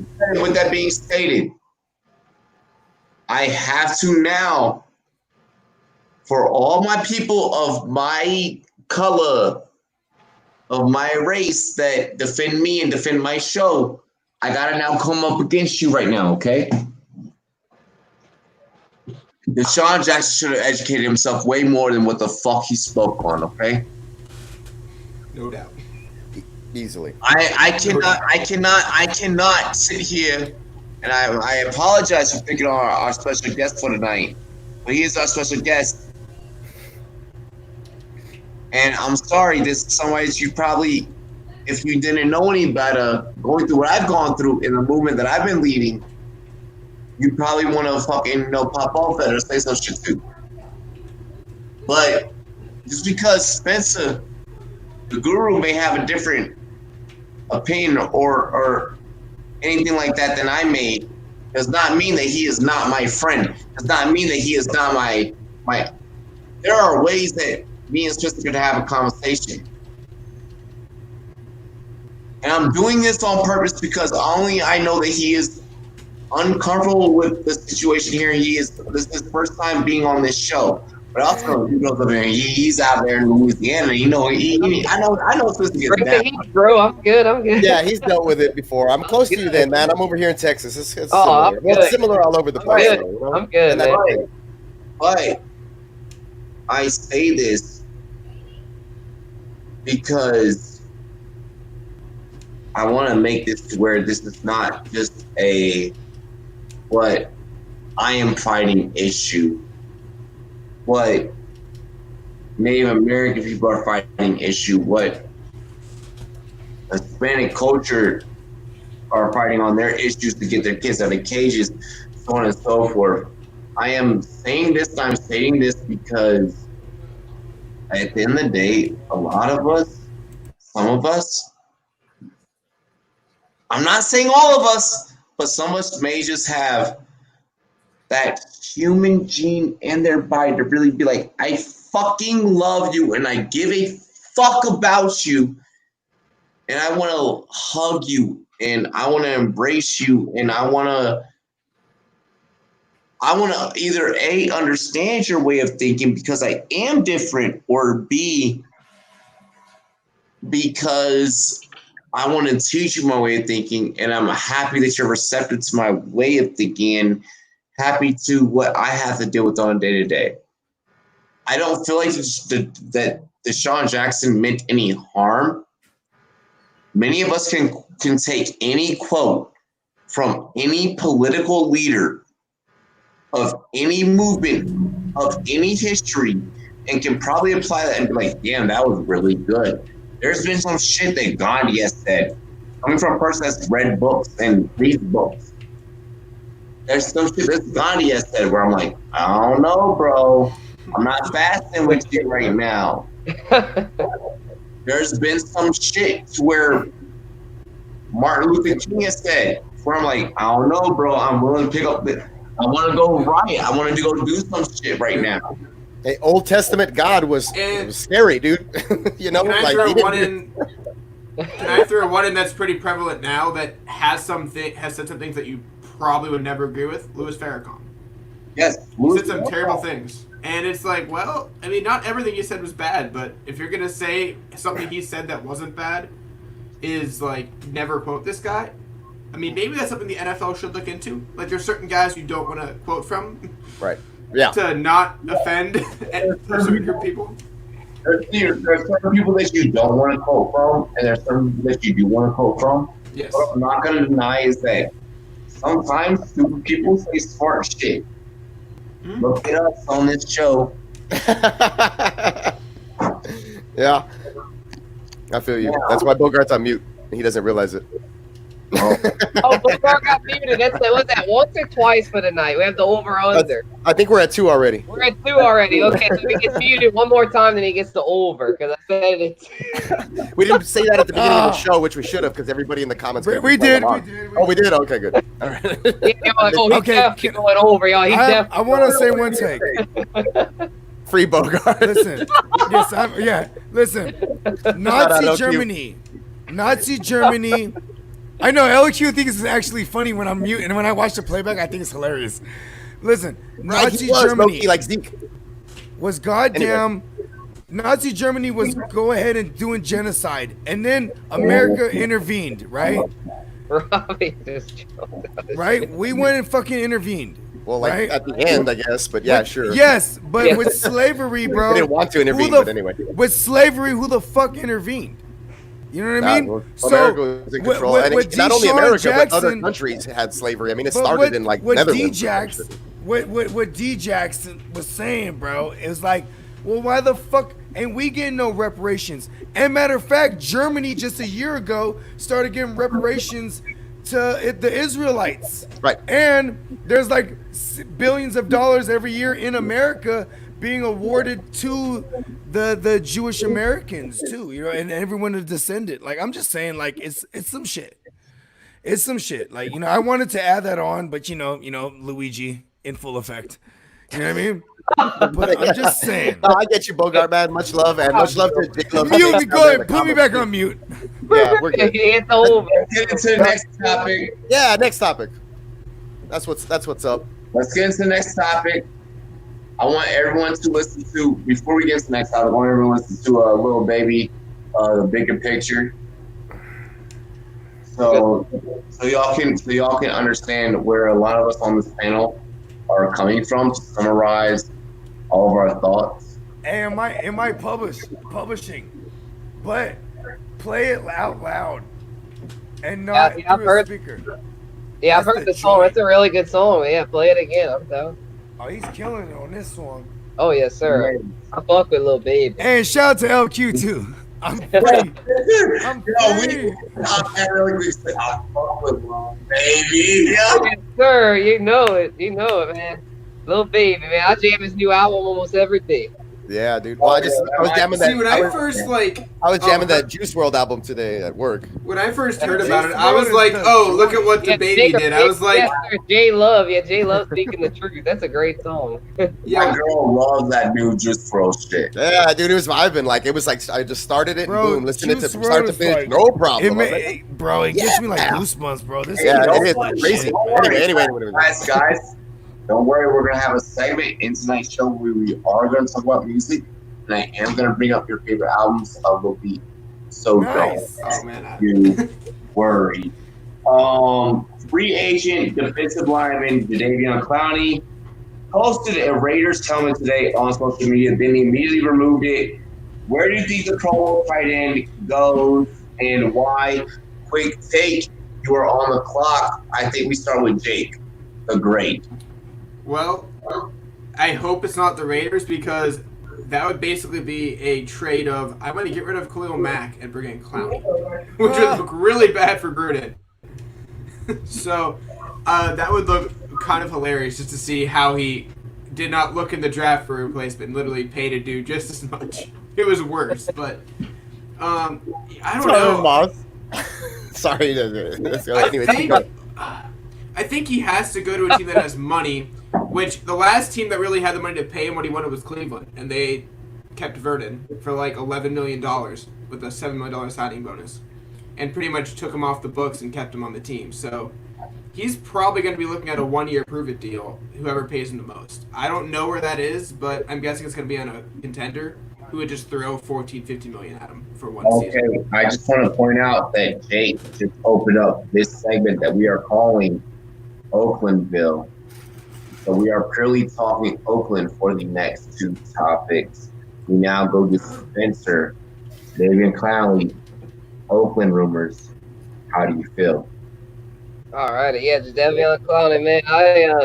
I still think he's gonna end up back in Seattle, man. I think that's where he'll end up. I mean, the Oakland rumors, yeah, he could go there, but I don't know. I just feel like Seattle. I mean, he's familiar with them there. He played there for a year. He'll probably take the 1-year prove-it deal with them, and then try and go somewhere else next offseason, cash in type thing. I mean, Seattle, like the contender, they're contenders. They do well there. I mean, hell, I'd love him on my Saints. You know, I mean, I'm a lifelong Saints fan. I'd love him there, but our D line is pretty loaded. Like we've got Cam Jordan, Anchor, and we got a lot of other good pieces. Sheldon Rankins, Marcus Davenport. I mean, we're pretty loaded on the D line. So, and I think our cap situation is pretty tight. You know, and all the quarterbacks and this other guys. We've got a loaded roster. So, like, yeah, I don't know if Clowney could quite fit in, but I mean, the Raiders, I mean, they could maybe make that kind of splash. I mean, John Gruden's that type. He's really flashy. He always wants to, I got this, you know, he always wants to make the big splash. But I don't know, man. I think at the end of the day, he'll probably end up back in Seattle for 1-year prove-it deal, play for a contender,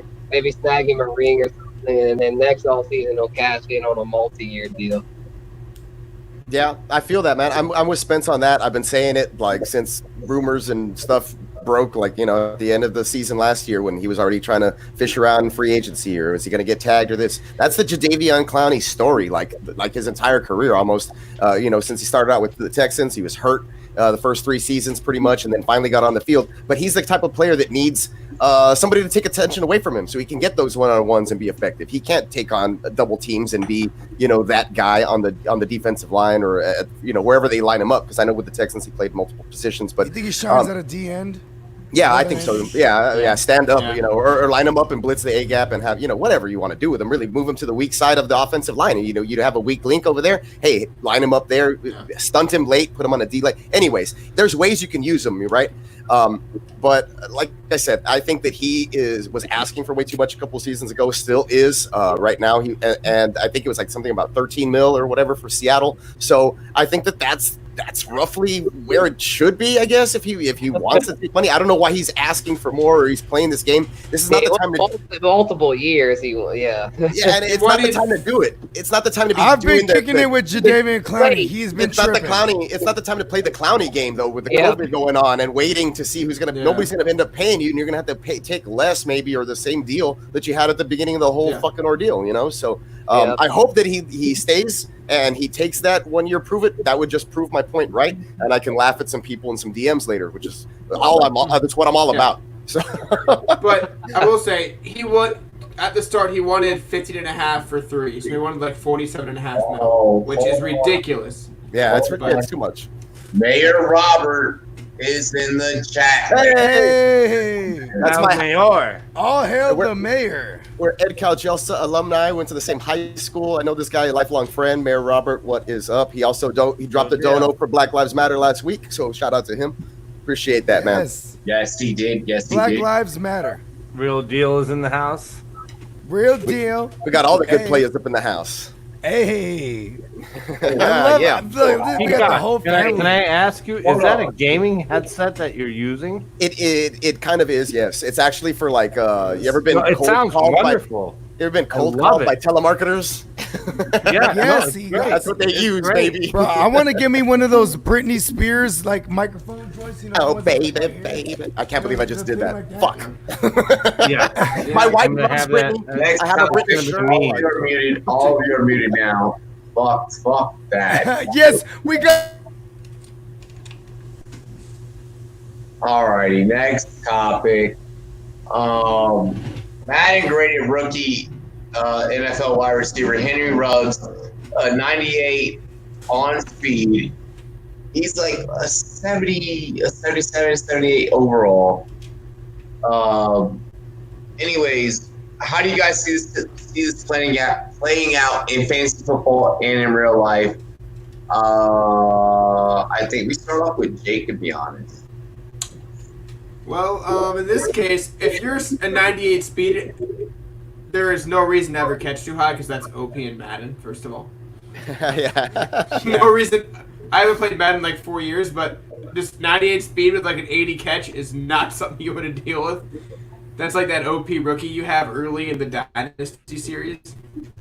Regular season, man, speed kills if you can catch the ball at the NFL level, and I think that's something you have to question every receiver until they do it. I think quarterback and receiver are two of the hardest positions to actually get comfortable with in the NFL, so it's going to take some time regardless, and I don't think speed's going to dominate the season.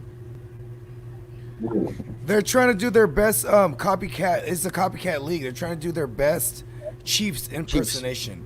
Yeah, you know I'm with you there. I mean, the Texans, I think. But Derek Carr cannot get it to him down the field. What if they're 3-13? You're gonna dump it off 6 yards and hope he goes that other. It's gonna be Marcus Mariota, not Derek Carr. Hey, I'll drop some Mariota stats on you right now. I think I just have on the go. I just shot a $2 dono hype.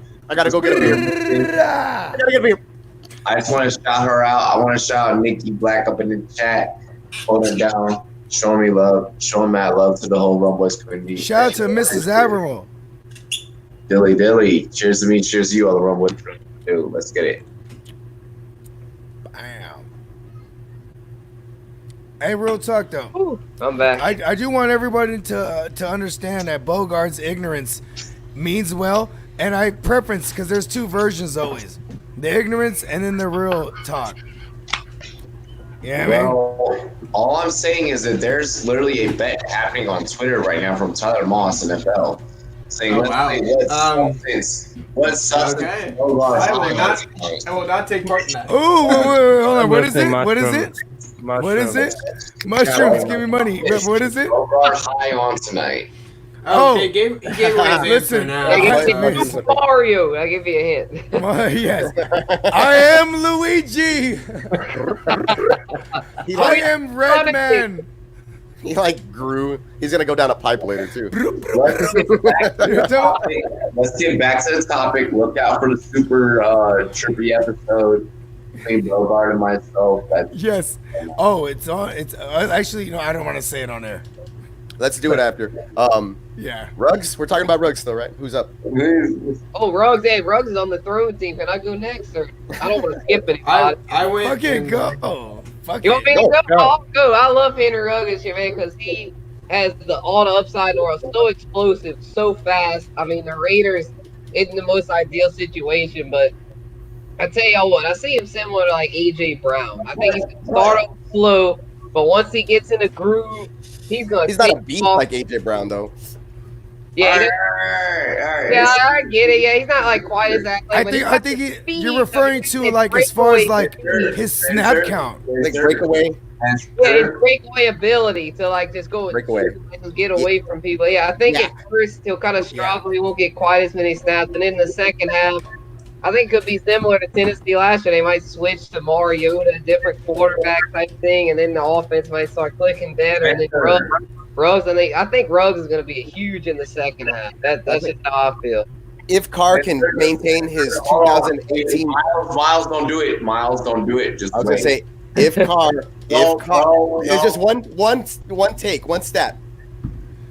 Here it is. Let's go. Me and Spencer are about to get into it. All right, yeah, let's get into it. I'm ready.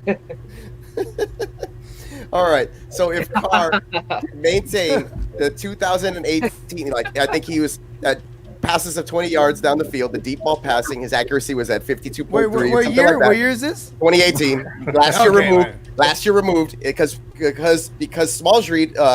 Mayor Robert brought up the Cooper deal. Cooper elevated his stats and stuff. So if he can get back to something similar to that, where he's not dumping off to Darren Waller 3 yards downfield and Hunter Renfrow or whatever, I'm just saying he's a pretty accurate deep ball thrower, which is over 20 yards. It's not necessarily deep, but I'm just saying if he can do that, he's how many deep balls did he throw that year? That's what I'm saying. Those numbers could be skewed. No, you take his average from 2016 to 2018. Am I allowed to debate? You got it, boss. Let's go, Admiral. All right. He's like, fuck it. Like, all right, Spencer, just between me and you, bro. I'll be honest. I'm gonna be honest, bro. When Robbie goes like this, you know he's gonna interject at some point. Yes. Like, I love the mannerisms. I love the whole theory of like maybe Madden knows something we don't know. Maybe Vegas knows something we don't know.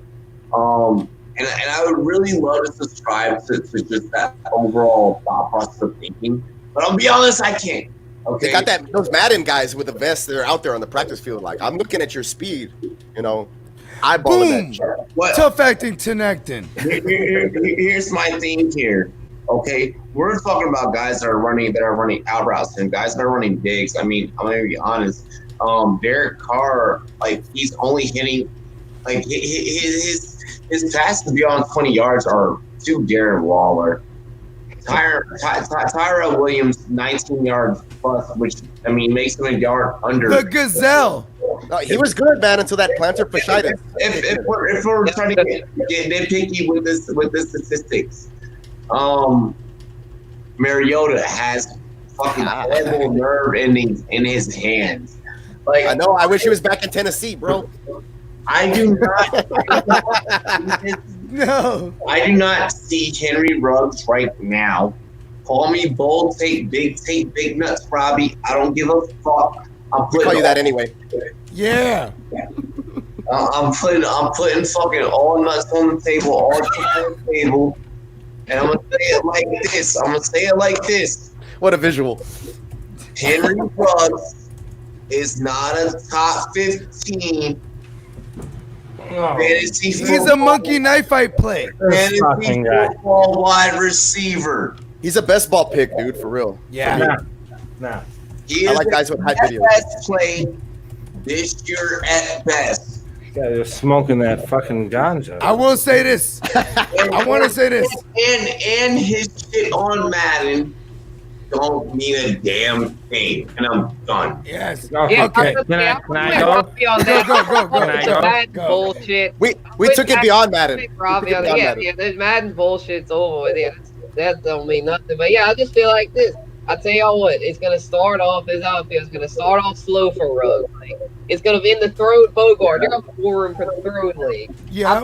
There's gonna be a lot of guys saying, "Oh, we need to drop Henry Ruggs. He's garbage."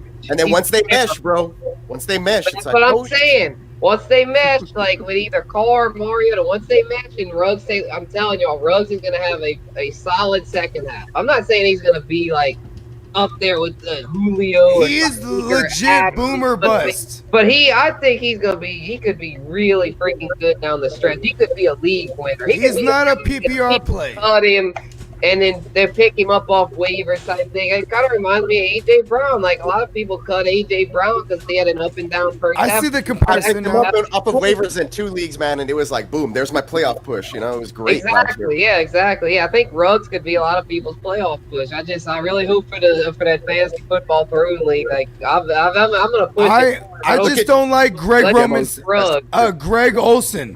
Greg Olsen's system. Greg Olsen's system. He's never had, actually, one time in his career. Everyone look at Greg Olsen, the coordinator. Greg Olsen. He's only I have to have him listed on my rankings. Yes, Greg Olsen. No, but listen, I'm talking about Greg Olsen, the coordinator. He's only had one top 10 offensive. Wait. Not Greg Olsen, the tight end. No, Greg Olsen, the coordinator. The coordinator, not the tight end. Yes, Greg Olsen, the coordinator. Bogart, you're fine. I gotta address this comment. The tight end. Who was the tight end numbers for Greg Olsen? Okay, no. Let's hear the comment. Who, Mayor Robert comments, who was the last rookie player worth starting in fantasy football? Tyreek Hill. Christian McCaffrey. Patrick Mahomes was in a rookie though. He was. He missed most of his rookie year. He only played one game. Yeah, that's right. Against Denver. Yeah, I mean Saquon Barkley. Okay, go ahead, Robbie, go ahead. But I think he meant like wide receiver. Honestly, he might have missed that. All right, Tyreek Hill was a good one. May I? Yes, Gemma. No, wait. Why not? I'm commenting first. But he hasn't. Motherfucker, every goddamn rookie that I interviewed last year in Beverly Hills, Los Angeles, did it right, did it tight. Okay? Been here, done this, and I'm done with that statement. Now I'll unmute everybody else because I just had to get that out. Am I back? Yes, it's you. You should have interviewed Henry fucking Ruggs because in Dynasty. It's quarantine. Oh, he's Dynasty gold right now, honestly. Yeah. How was I going to interview Henry Ruggs during quarantine? Listen, I make it happen, buddy. I make it happen. Gemmo's the icon, bro. Remember? Henry Ruggs in Dynasty will be a fucking stud. He is going to be, I think, the next. Quote me on this, and if I'm wrong, I will donate $100 to each and one of your every charities. That's 1, 2, 3, 4. Let's go. 5. I do autism. This is on record. Henry Ruggs will be as good within the next several years as Calvin Johnson. No matter what quarterback he has. Hold on. I'll take that bet. Wow. Take the bet. Yeah, take the bet. And if I win, it's $500. I respect the nuts, but man, that's crazy. Like they don't remind me anything of each other, but they don't. They're completely different wide receivers. Of course. They are. Yeah, he will be in that Calvin Johnson. Yeah, good conversation. Yeah, for sure. Yeah. Henry Ruggs' existence is going to be Henry Ruggs about. will be better than CeeDee Lamb. He will be better than Justin. Whoever got drafted before. Justin Jefferson. Jerry Jeudy is Alabama compliment. Yeah. No. Come on. Where did he go? Is Locke going to be this guy? Is he going to do? We just expect him to be this guy. It's Big Fangio. Big Fangio's there on defense. Someone earlier mentioned speed kills, which is complete bullshit because Darius Hayward-Bay first round pick? John Ross. Jersey? Yeah. Come on. Listen, who's a nice guy. How come no one's addressing the Raiders curse, the first round Raiders curse? What curse is that? Oh, he loves this Jerry Judy. Everyone they get in the first round is just cursed. Yeah, Marcus Russell. Yep, that's it. He said Darius Hayward Bay. In NFL history, right? Riggs' situation right now, okay, I think, is the best. All right, hey, we're gonna end this situation that he's in with the Las Vegas Raiders, or whatever Raiders you want to call them. Any other quarterback you throw? What he's got 2 over there. Oh, did anybody bring up the fact that Henry Ruggs actually crushed his thigh in a goddamn helping his friend move? He'll be fine. Yeah, was like, okay, yeah, and I stubbed my toe fucking the other day. Who cares? That was like slow news day. He'll be fine. He'll be fine. Yeah, he'll be fine. I used 1-ply toilet paper 8 weeks ago. Hey, touche. And now hurts. Touche. Henry Ruggs, mark my words, will be in Calvin Johnson's conversation. Look at Robbie's face, everybody. Look at Robbie's face. Let's go to the next topic, Rob. Turn up the Jets. Red hot take. Shout out Hey, I love shout out that to Turn Up the fucking guy. Jets. Yes, sir. Avid listener. We were about to get J Love up in here, but Let's go. Oh, Hey, Robbie, you know you can have up to 10 people now.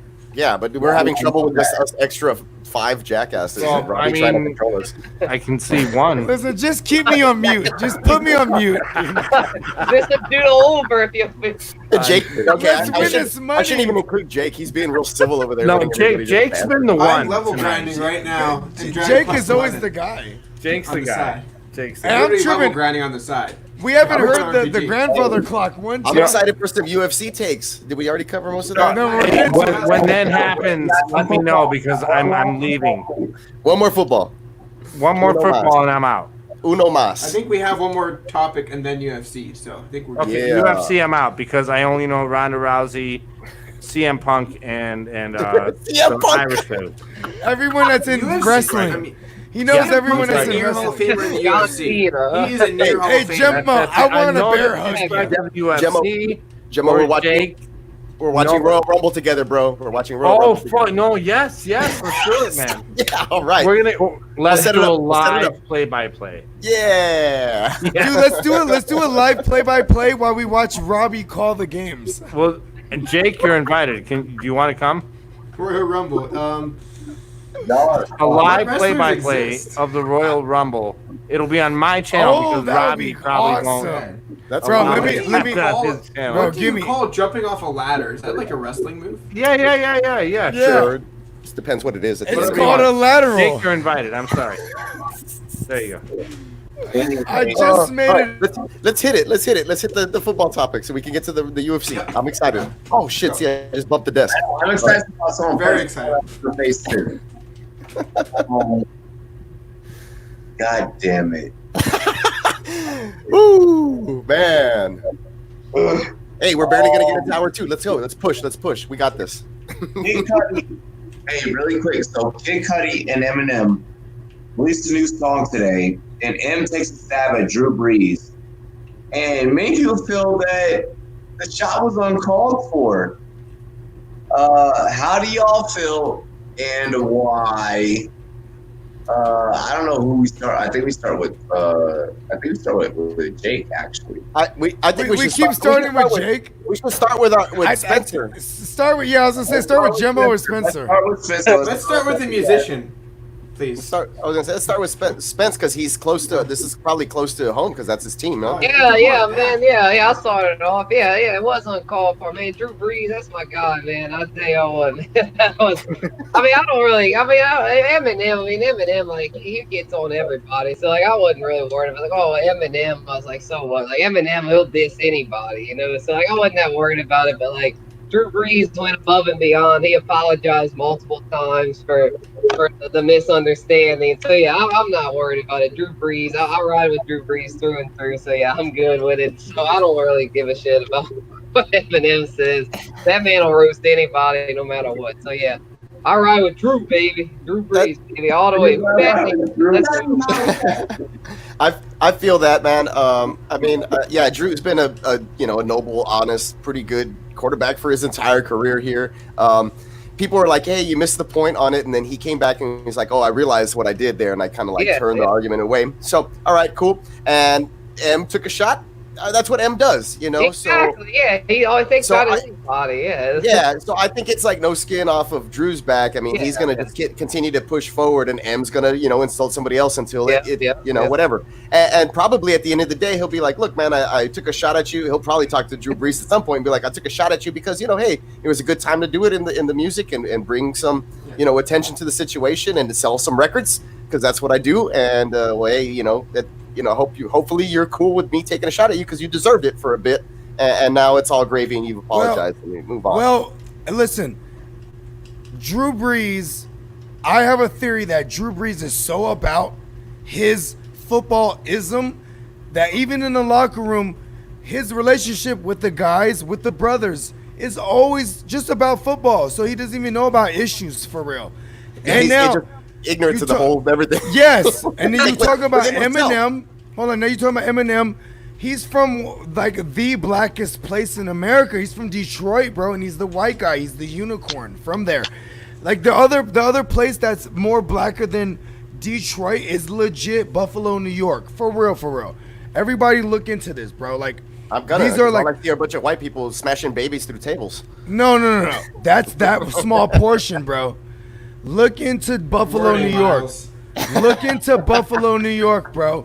Shout out to Griselda Records. Bro, this is a place that's just like Detroit. You know what I mean? This, like, they deal with the poverty. They deal with the prejudice. You know what I'm saying? So when Eminem says some shit, he feels like he's, he's speaking out on some shit. But at the same time, no matter what, he's white. So it's going to be perceived in the wrong way. You know what I mean? Yeah, you got that working against you, and if you misstep, it's going to get called out, and so I mean, M's almost black to me in my eyes sometimes. I mean, dude, he's he's calling people out on shit, and he's real, and he shout out to Eminem though. Hey, he said some fucked up shit about like gay and lesbian people and stuff. Bro, Eminem's coming on my show, but he's no, he's not. Yeah, no, he's not. I was just... I was like, that'd be like the biggest Bogart too. I would be retweeting that every day. Like, get my man, listen to this. M's on my... I was gonna be like, can I be on the show? Can I get listen? Listen, I never meant to give you mushrooms, girl. I never meant to bring you to my world. Yeah, that's a song, baby. Yeah, it's worth a shot. I mean, I tried to get Austin Eckler on the show type thing. Like, I reached out to him. He hadn't responded back, but I was like, man, it was worth a shot. I felt like you should do one of his backups. I bet you straight up they'll be like, yes, like Jeffrey Jackson or Malcolm Brown or somebody will be like, yep, I'll do it. They'll get on the show. Josh Kelly. Yeah, I should try Josh Kelly. Yeah. There you go. I will say though, like in this day and age, man, you have to be. I don't want to say woke because that sounds too cliche, but you have to be very aware. Like, come on, dude. Like, oh yeah, you're playing in an industry that's like look at what DJ just did. I think he's smart enough to he woke up like, oh shit, like damn, I was putting patriotism and the flag against he wasn't even aware what it was even about. What he was doing. Yeah, he was. But that's why I was saying I feel like in the locker room, Drew Brees is so about football. Yeah, even when Kaepernick was taking a knee. Dude, he's a Texas boy. He just win. He was just like, oh, we're talking about football. Every time he talks to his players, he's talking about football. Exactly. He doesn't know about the issues. That leader, yeah, he don't. Yeah, because he did the chant. It's like, ooh, but listen, I'm not defending Drew Brees though. I'm saying this though. I'm not defending Drew Brees at all. I'm saying that he was purposely a little more woke. Yeah, I don't want to say ignorant. I'll say he was purposely naive to the situation. And then when he got aware called of it, out on it, he got called out on it. When he woke That's when he woke up. Someone woke his game up. Somebody woke him up. Malcolm Jenkins. I thought Malcolm Jenkins was a big influence in that. Yeah, because former Saint. Let me hit you with some knowledge, Right. Yeah. For sure. I can see Demario Davis. Those two were a big influence. I'm just saying, I can see Drew Brees in the shower Pause. But Wait a minute. he's like, hey guys, you know, they're talking about issues, and he's talking about, you know, on that 3rd and long, you know, what do you think we should have done? You know what I mean? Like, come on, bro. Like, he doesn't care about, like, now he should, you know, because he's just trying to get, you know what I mean? I'm just saying, dog. Like, I don't remember those locker room showers going down like that. I'm just saying, bro. Like, you're in a locker room with brothers. Why the fuck aren't you aware? It was like, all right, let's get the fuck out of here, and then they can talk over there by the locker. That's funny. Yeah. So basically, I guess I'll have my take now. Yeah. Basically, if Drew Brees apologized because he realized his mistake, that's fine. If he didn't, he apologized because he had to. It's football. I mean, they're gonna play football, get along. Eminem took a shot. He's edgy, I guess, which not anymore because he performed at the Grammys, which he said he'd never do. So I've lost respect for that. And Eminem, it's like, dude, you perform for the celebrities you used to make fun of. So you kind of did go that direction because obviously he had to with his music. But yeah, it's Eminem taking a shot, trying to get some points, in my opinion. Hey, well, at least he's still relevant over those celebrities he made fun of like 20 years ago. Yeah, but he performed at the Grammys, man. That's my. Yeah, that's true. That's like a with Elton that John. Angered me, and I was like, never do that. You said you never do that, and you did. So that but at least he did with Elton John. That's true, though. But yeah, he remember when they used to call him homophobic? He did a rendition of Stan. I almost said it earlier. Yeah, I'm just saying. Well, this is the Rumboyz After Dark. We're gonna talk about real issues. I know, but you can't refer to history saying those type of. Look, it's a complicated. I was talking about. It's Eminem. super complicated, and it's his. They were because Eminem. Media, you know, like, let's be clear. Let me be clear then, because I don't want anyone to like shit on the Rumboyz because of me. Let's be clear. The greater public used to shit on Eminem for saying gay and homophobic slurs in his raps. So what he did to combat that back in the early 2000s was perform at the Grammys with Elton John, who is a proud gay American, or no, just a member of the world. Not American, but he's Sir Elton John. He's man. He's from the UK. Yes, I'm sorry. Yes, thank you. I'm just saying though. This is why I bring this up. Like Eminem likes to dance around that line. That's why I agree with everyone who said like he might just be like, you know, using this, you know, for his platform. You know what I mean? Yeah. He conveniently gets into it when he does something else stupid. That's what I'm saying. Thank you, Jake. I feel that. Yeah, I don't blame the guy. I don't blame him. Selling records. Conveniently gets into it. Yep. Thank you, Jake. Thank you, Jake. And today he could drop an album and get $350K first week immediately. Of course, because he has all the stands. Like not against him. So all the good stands. For him. I mean. I think he collabs with people for reasons. He's gone pop recently because he's knowing his audience. Not even recently. Come on now. You're just gonna stand there and make me cry. Right? Rihanna. Bro, that was like, how long ago was that? Hey, he but his goes pop. That was a while ago. He's been pop. He's been pop. Why does he look like he's had plastic surgery? He sold out. They said he sold out. No, maybe more like sold out. Botox. It looks like a bad Michael Jackson, like bad. Bro. I think Eminem. Have y'all seen Eminem on Tyson? Cool, acting ass. Have y'all seen Eminem on Tyson? All right, let's go UFC. Guys. Yeah, let's do the UFC thing that I was excited about. UFC. Go. Jake, you're I signing off. never meant to give you mushrooms, girl. Yeah, are we doing the title fights or main card? Or main event? Robbie, do it. Do your thing, Robbie. He's like, I don't know, Jake. What do you want to talk about? No, I mean, what do you guys want to go over? Like, I know the whole main card, but I don't know. Robbie's like, no, man. Let me talk about Eminem. We're gonna give the floor. We're gonna give the floor. Oh yeah, Robbie, tell us about him, bro. No, we need to get right into UFC. What I was gonna say about the whole inflation one, definitely called for. Breeze, you fucked up. That's what the fuck happened. You're gonna get caught out in Eminem's shit. Free shot.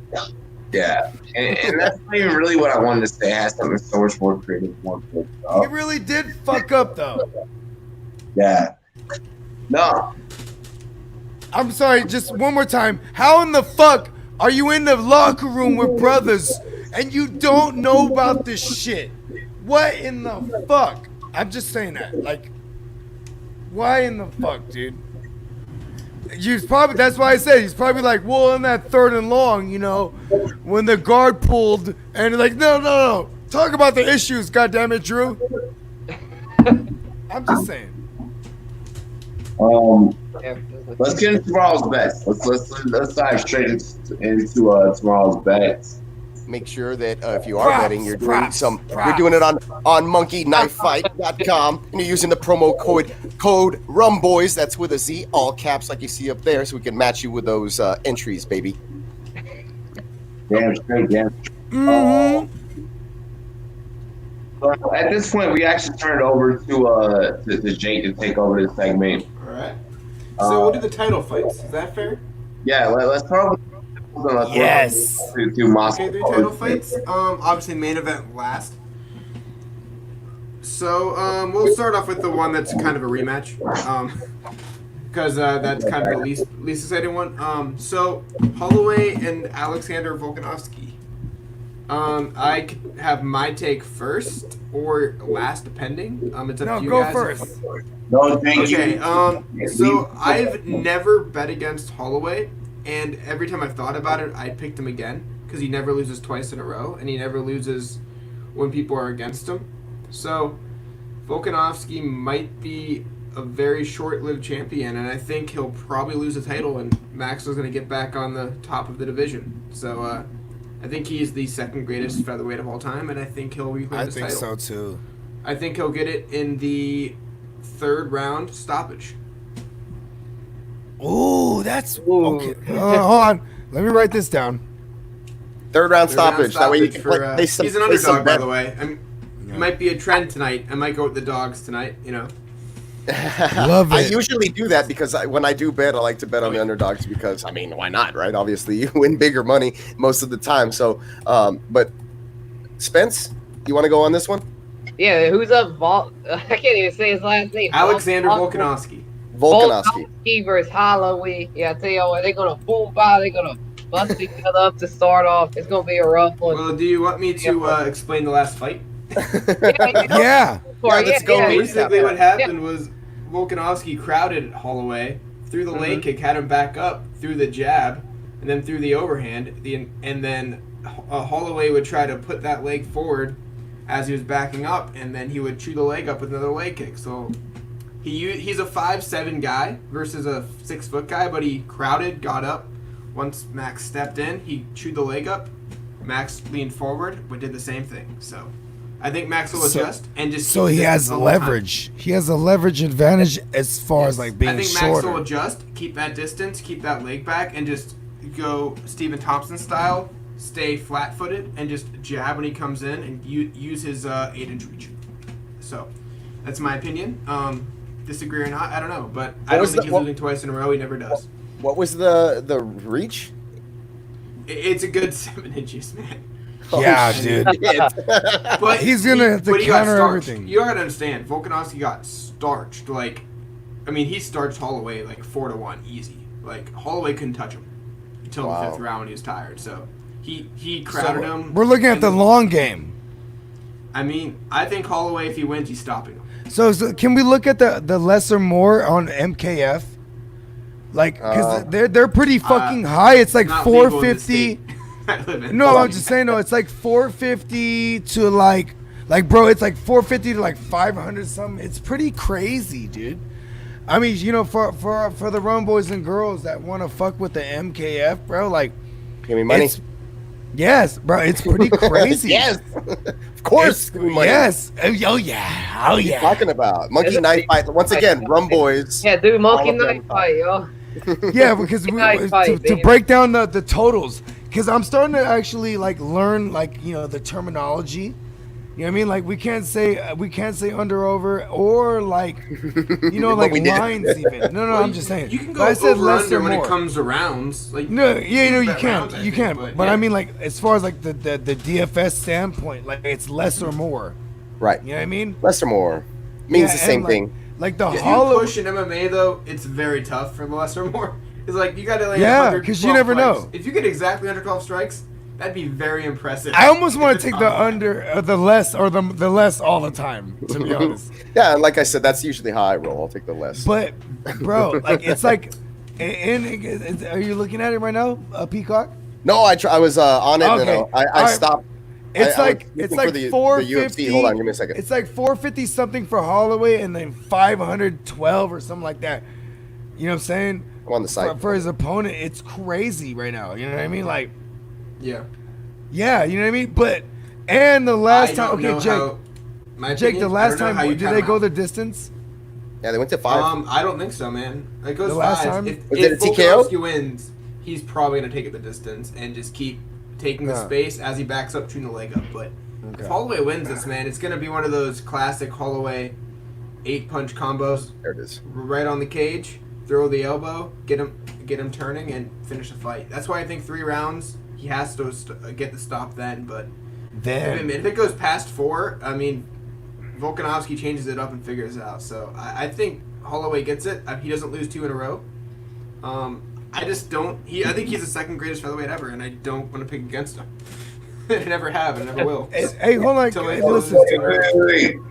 There it is. Damn, it took me forever to find the fight. My biggest question here is, I just heard everything you said in the background, is they're taking Holloway in this fight. 3. Yeah. Round 3. Well, I didn't say 3, but I now, let me just remind people. There are 3 title fights. Yes. On this card tomorrow night. Yeah. I finally got those stats when you're ready, though. Okay. Nothing is certain for you tomorrow.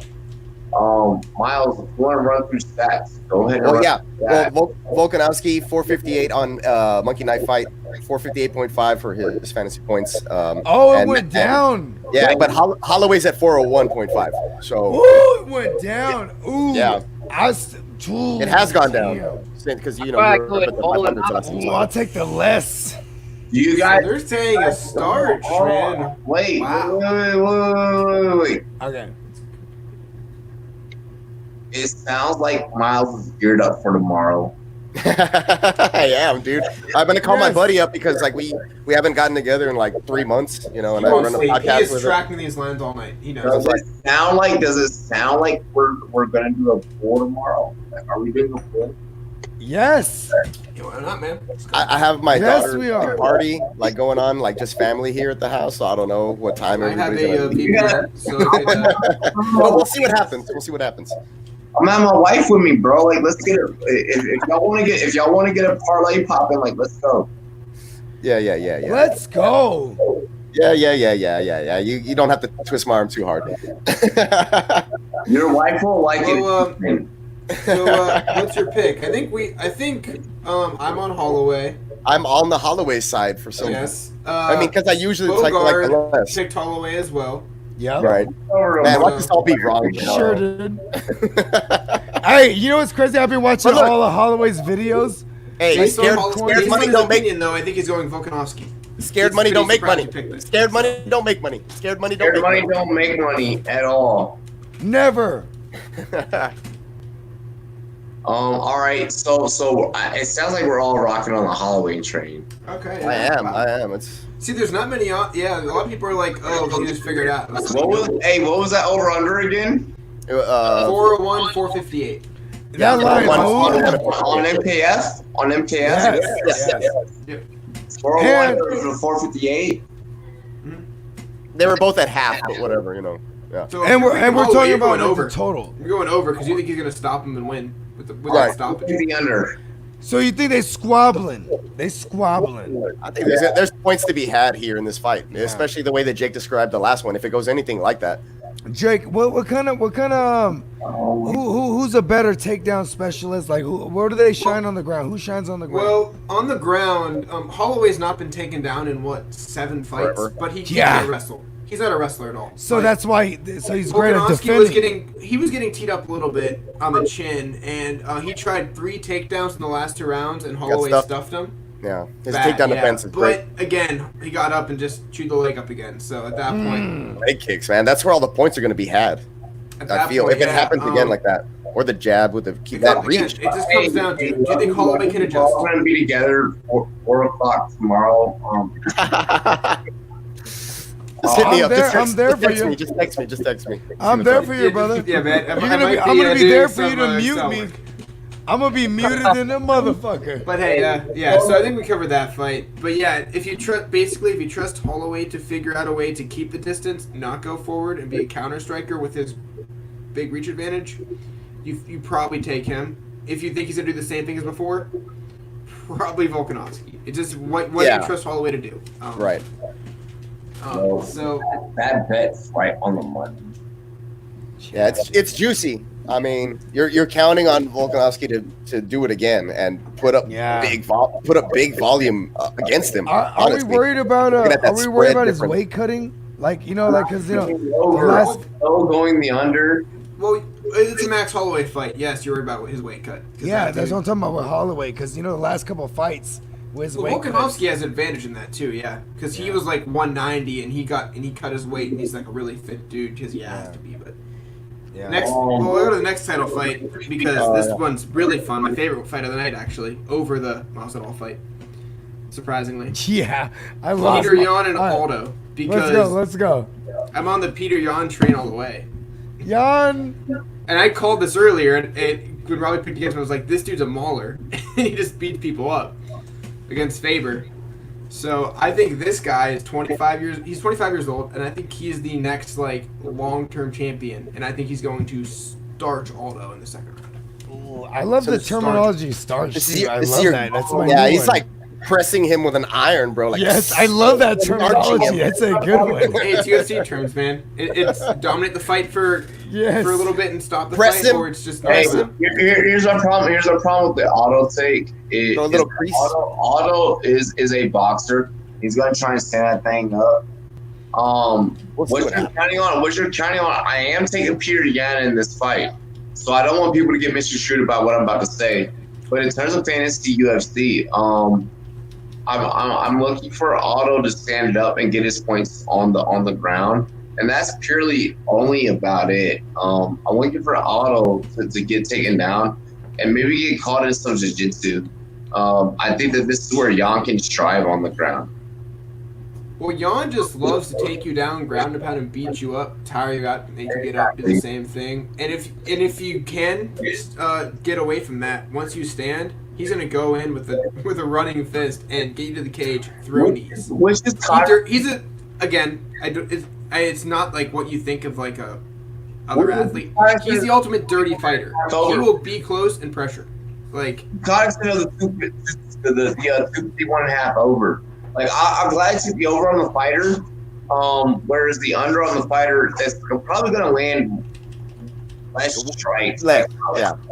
I don't think Aldo is really gonna dink and duck like that. He also stopped kicking too. Aldo does not kick like he used to. He does not explode. He probably goes. He's more seasoned now. He's getting older. He's getting older. Fighting since he was 17, man. He's bro. Like he likes to stay away and just pick apart guys now. The spread on this is almost 100 fantasy points. I'll take the 168.5 under. I think that's a safe bet in terms of Aldo. So I'll take the under on Aldo. Could be. I mean, maybe he wants to, throw and maybe. I don't think he'll land. Yeah, you know what? I take the under. I talked myself out of it halfway through. See, I think Jan's going to dominate the fight. Yeah, you're right. I think Jan's going to take him down, beat him up, not gonna hit get up, get tired, take him down, beat him up again. I don't think Jan's going to let him throw. And that's my opinion. I think he's the new blood, and I think he's probably going to take out Sterling. He's going to be really aggressive. Plus, I mean, he's by the way, he speaks Russian, so people think he's boring. He's a good trash talker. He's a funny dude. He is. I mean, if I could speak Russian, I'd be like, oh, he's saying that shit. Things get lost in translation, trust me. He's a generally, the things he trolls people with, and he, on anytime I'm watching boxing, it's like, man, that guy did not say that. When it's, Mexican boxing or whatever, I was like, man, he left out all the good stuff.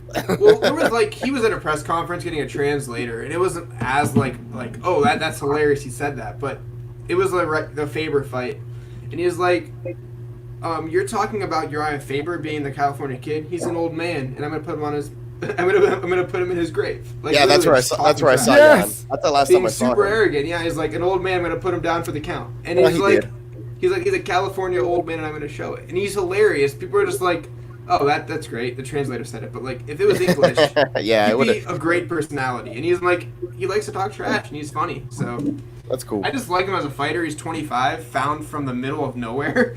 The UFC's like, this guy is gonna be the. He grew up wrestling bears. No, that's Khabib. That was a beef, but he No, I'm also just knows yeah, Khabib, yeah. and that's how he got his connection. In the middle of nowhere. Because he grew up in the middle of nowhere wrestling. Exactly. Yeah.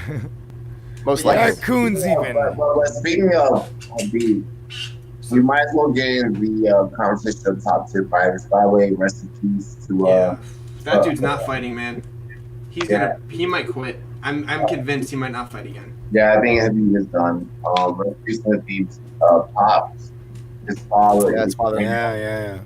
I doubt that guy's fighting. Is Habib's a Muslim? See. Yes. Yeah. Like, he legit lives with his family. Like, Yeah, all his siblings live man, that together. They hurts, have, like, a man. temple. Yeah, he's super close. Yeah, bro. Hey, rest in peace, man. It's a shame, though. I mean, like, you know, for people who are big super fans, I was not a super fan of his style because to me it's not exciting. But I mean, he got the job done and he wins. Unless And, you were into the sport. you know, you know, for like the avid, like the casual fan, or most, you know, everybody else who doesn't follow UFC probably as heavily as the Rumboyz and girls. But you know, and the reason I think I'll walk away is this: he loves. I ain't done yet. He loves Ali, his manager, and the guy he's fighting. Match you. Was that the same guy who trained GSP?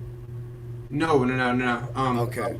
But I'm not gonna say his last name. I can't. It's like Senazeri or something. But he loves Ali Senazeri, and the guy he'd be fighting for the title is Justin Gaethje, who's the same management. So I think he'd be one of those guys to be like, I can't fight. My dad's not around. I want to be the world champion, get 30-0, and I was done. And I could see him saying, Justin's a good dude. I appreciate what he did. He's no issues there. I'll give him the fight. I'm done. I don't want to fight without my dad around. So I could see him walking away and saying, Say hello, baby. Come here. Say hello. Hi, baby. Hey, hold up. It's my oldest daughter. No, go ahead. She came I in. could see him walking away and saying, my management has the guy that's the main contender. I feel comfortable giving him the title. I'm done. I cannot fight without my father around. He's my coach. He's been around the training my entire life. I can't deal with it. So I could see him quitting right now. Dude. And leaving on top. Man, if he leaves now, I don't know how you don't put him. You have to put him on the Mount Rushmore, top 4. Like, you can't not. He's like John Jones with the record, but he's clean and never got caught with anything. So, yeah, he has to be top 4. Let's go ahead and get into our next topic. Jorge Masvidal takes on, for the main event, Kamaru Usman on 7 days' notice. Does Gamebred stand a chance, or who do you got in this fight? Of course, because this is Fight Analytics, we do start with our fight correspondent, Jake Miller. Man, I wish this fight would have happened. I don't care with fans or not when he had a camp. He cut 21 pounds in 4 days. Yeah, he to make weight. He is not. I mean, he's trained, but he's like, I was training. I was like, dude, you cut 21 pounds in 4 Street days. Jeebus. You were 20 pounds over the weight you had to fight. You were not in a full camp. So, again, I really want to root for. I want to root for him. And the article that I submitted, and it'll probably be up by tomorrow morning. I did say this is everything, and this is like the most Jorge thing you could do. Of like take a fight on 6 days' notice and fight the most dominant welterweight in the world, but if he, the scenario is gonna be this: Jorge's gonna either knock him out in 2, or get dominated for 5, and embarrassed maybe 4-1, like, or maybe there's a 10-8 in there. Like, it's gonna be really bad. So Jorge has 2 rounds to get it done, kind of like the Ferguson Gaethje thing. He could pull a miracle. But I hope he doesn't try. I have to say Masvidal loses badly. Maybe loses every round. No. And I hate to say it. I want to go against it, but I have to pick Usman by decision. I have to. No. Hey, please, I hope I'm wrong. Please convince me that I'm wrong. Spencer, Please do it. Spencer, is big money on the line tomorrow. How do you feel? Yeah, I'll tell you what, man. I think I'll have to go with the boy Jorge, man. I'll go with Jorge. I think Hope he's you're the right. one that said the 6 days notice, right? I mean, if he was literally like his 6 days notice, like I feel like this, like if he wasn't ready, he wouldn't have done it. But like, you know what, 6 days notice, like fuck it, man, I'm ready to roll. I'm gonna knock this dude out. Like, let's roll with it, man. Jorge, man, all the way. I hope you're right. I can't pick that as a you understand, guys, right? I have to like say what I feel and like know the situation. Like I can't say It's your job. I get it. I get it. I want to pick him, by the way. I'd be like, I like Jorge. He'd be a great champion. Fight Colby immediately. Call McGregor out. Do something. Yeah, he's got that Mamba mentality, you know. But I can't say I'm thinking it'll happen. I'm saying I want that Covington, the McGregor fight, that he goes out on top. Hey, yo, I can't say it'll happen. It's a Peacock on the show. Peacock, let him know how you feel about Masvidal. Big money tomorrow night. Big money, man. I'm getting wild right now. My daughter turns 2 on Tuesday, and so we're having Happy birthday! yeah, we're having some family over, and everybody's being cool about the social distancing and stuff. But just Yep. my everybody's in the next room decorating, and so like the theme is like I don't know what, but it said 2 like spelled out TWO, but then underneath wild, 2 wild. So That it's describes going my. down Tuesday. It's going down tomorrow, man. I was busy all day running around. What are you drinking, Robbie? Rum? Oh shit! Duh.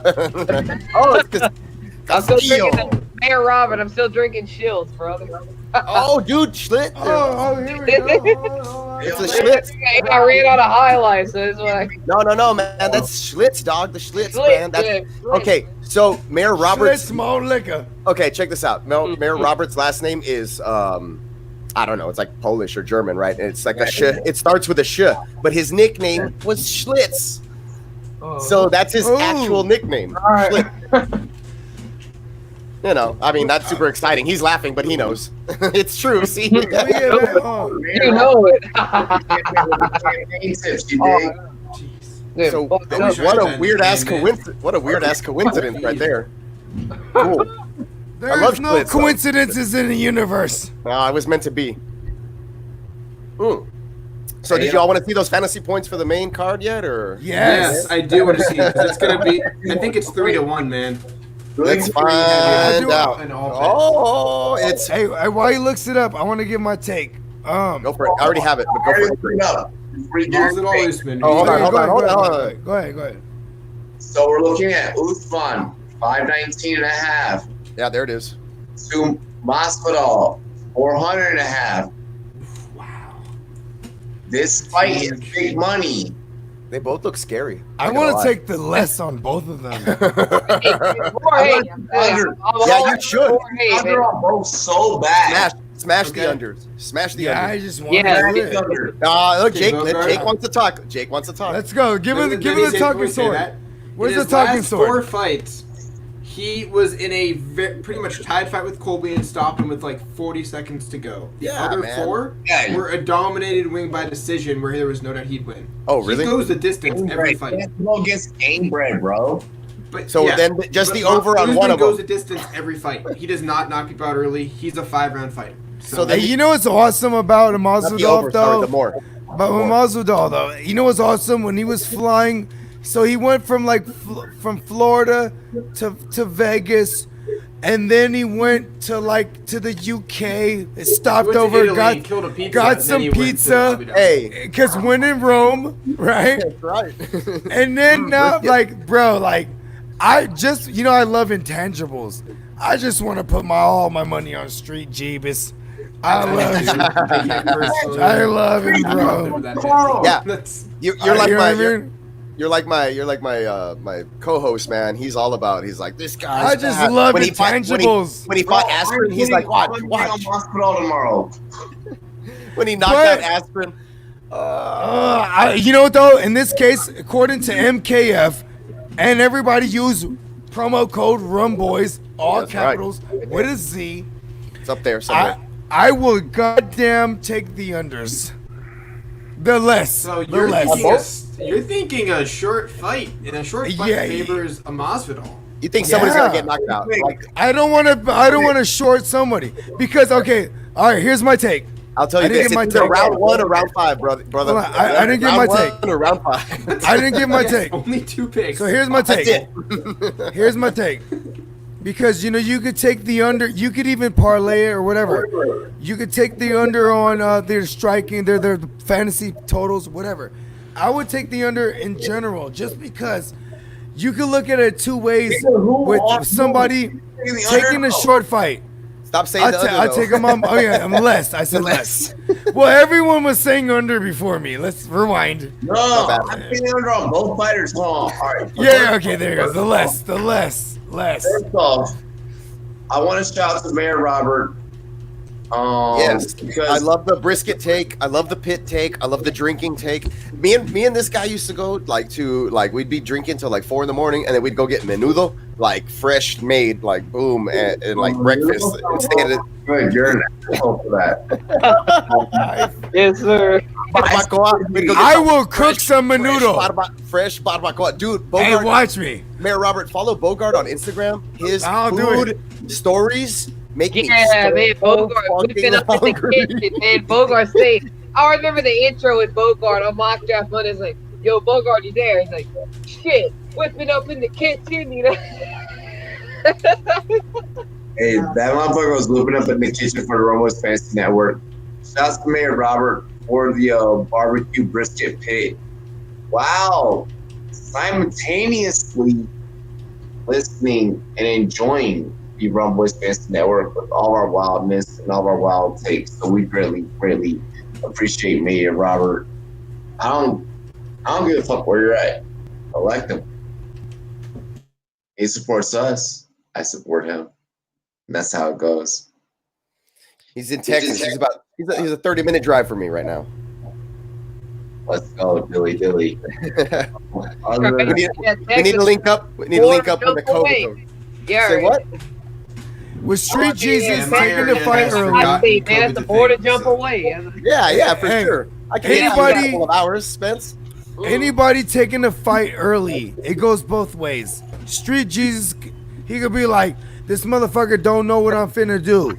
Then, because his opponent been training for somebody else. He's like, what's his first move? But what's his first move? Now you can counter that with the fact that Street Jeebus had to go ahead and drop several pounds, bro. In like 21 pounds in 4 days, man. How did he do that? I need that recipe, dog. And you know what?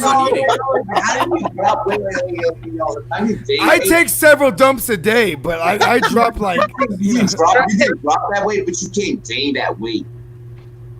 Right? I'd imagine Jorge was on like 200 calories a day for 4 days. Yeah, you weigh in, you have it dropped, and then you fucking go eat your like giant mound of sushi or whatever like your go-to meal is for like. Can we go weight recovery meal? You know what I mean? And then you sleep, and then you're ready to go the next day. Hey, besides the MKF, actually, guys, fun fact: they are fighting because they're mostly U.S. fighters, except for Alexander. They're fighting at 6 o'clock in the morning U.S. time. So they're fighting in the morning. They're waking up and walking to the octagon. Like, oh my God! Why doing that? In the morning. That's straight up. That's so stupid. They're fighting primetime here, but it's going to be 5 and 6 in the morning. And the main event in Abu Dhabi will be over posting at 9 a.m. Bogart isn't a fighter. They're going to be fighting tired. Like, listen, they're walking to the octagon at 4 a.m. Like, hey, Bogart, at 4 right now. That's when you're fighting. So Bogart is not a fighter, right? But if I know I had to do something, if I had to do something at 8 in the morning and I was up till 3, I just stay up. I'm like, fuck it, let's go. Because give me money, stay up, give me money. Sleep the whole day before. Sleep like 18 hours. Sleep 18 hours. Let's go. Yeah, let's go. Yeah, that's fucking right. That's how you lose weight. You don't sleep in the day and try to figure it don't out. eat. But just be tired. These guys. Hey, fellas. Right, yeah.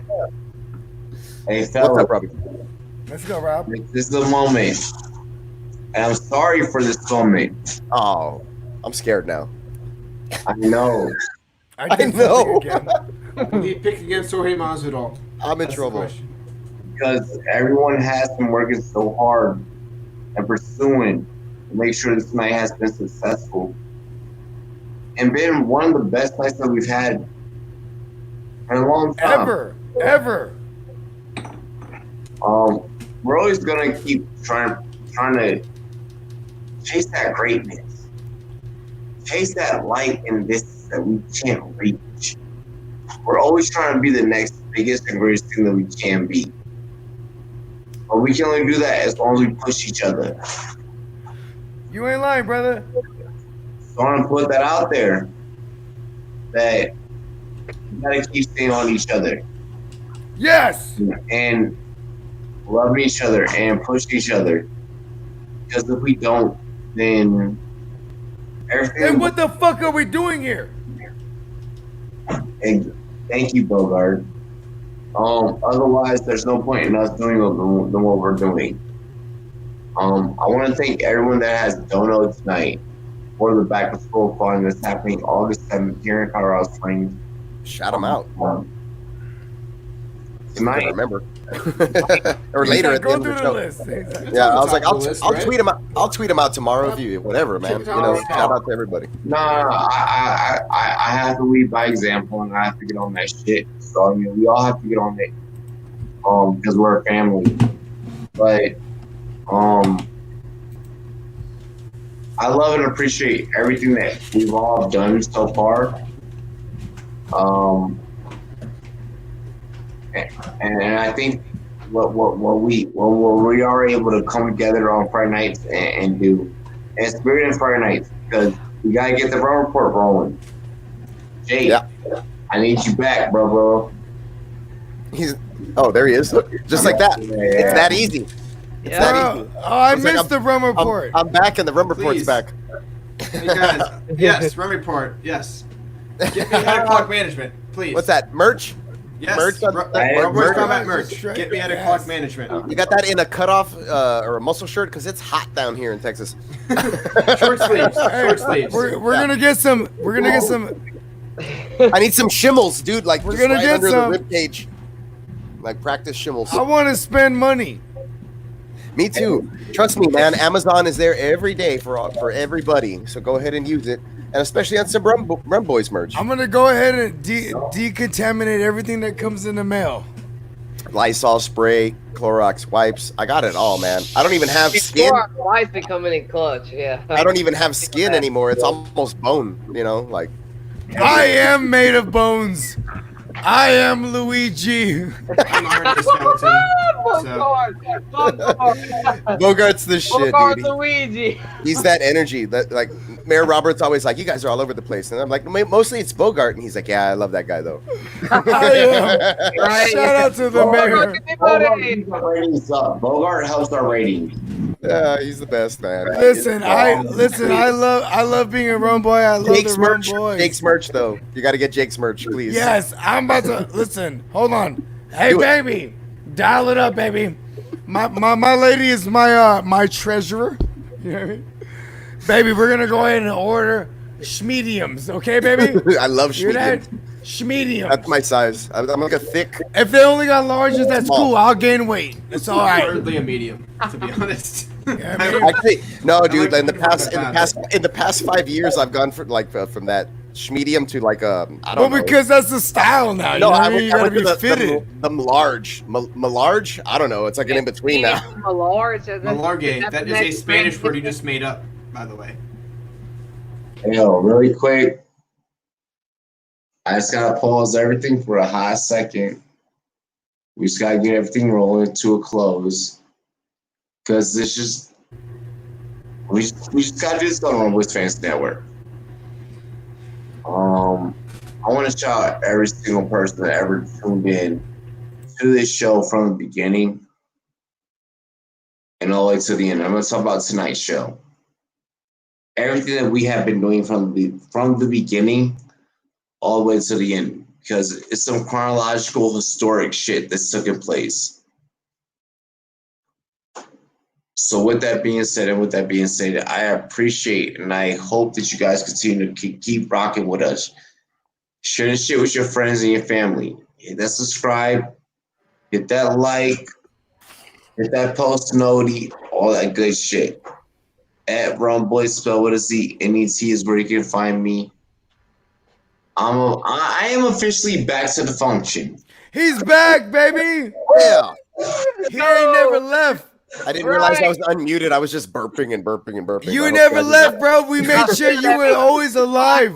Bro, holy shit. So I'm officially back to the function. I got you, Jake. We all won money. Head over to MonkeyKnifeFight.com. Check out our supplement on CBRD.com. That's right.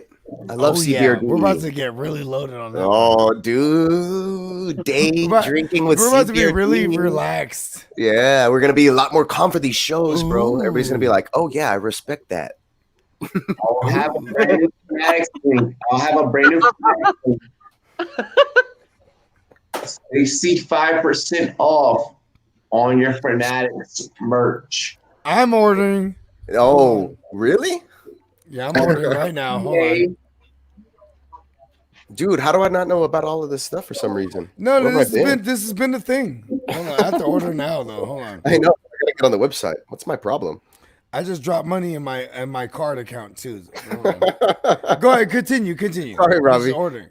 Yeah, I'm excited. NBA, NFL, collegiate sports, and much more. I now pass it to GMM Network. Bogart Scott-free. Sign off. All right, hey, check this out. Just always subscribe to all our isms. The Rumboyz Fantasy Network on YouTube, right? That's right. Right. And go ahead and subscribe to the GMM Network, right?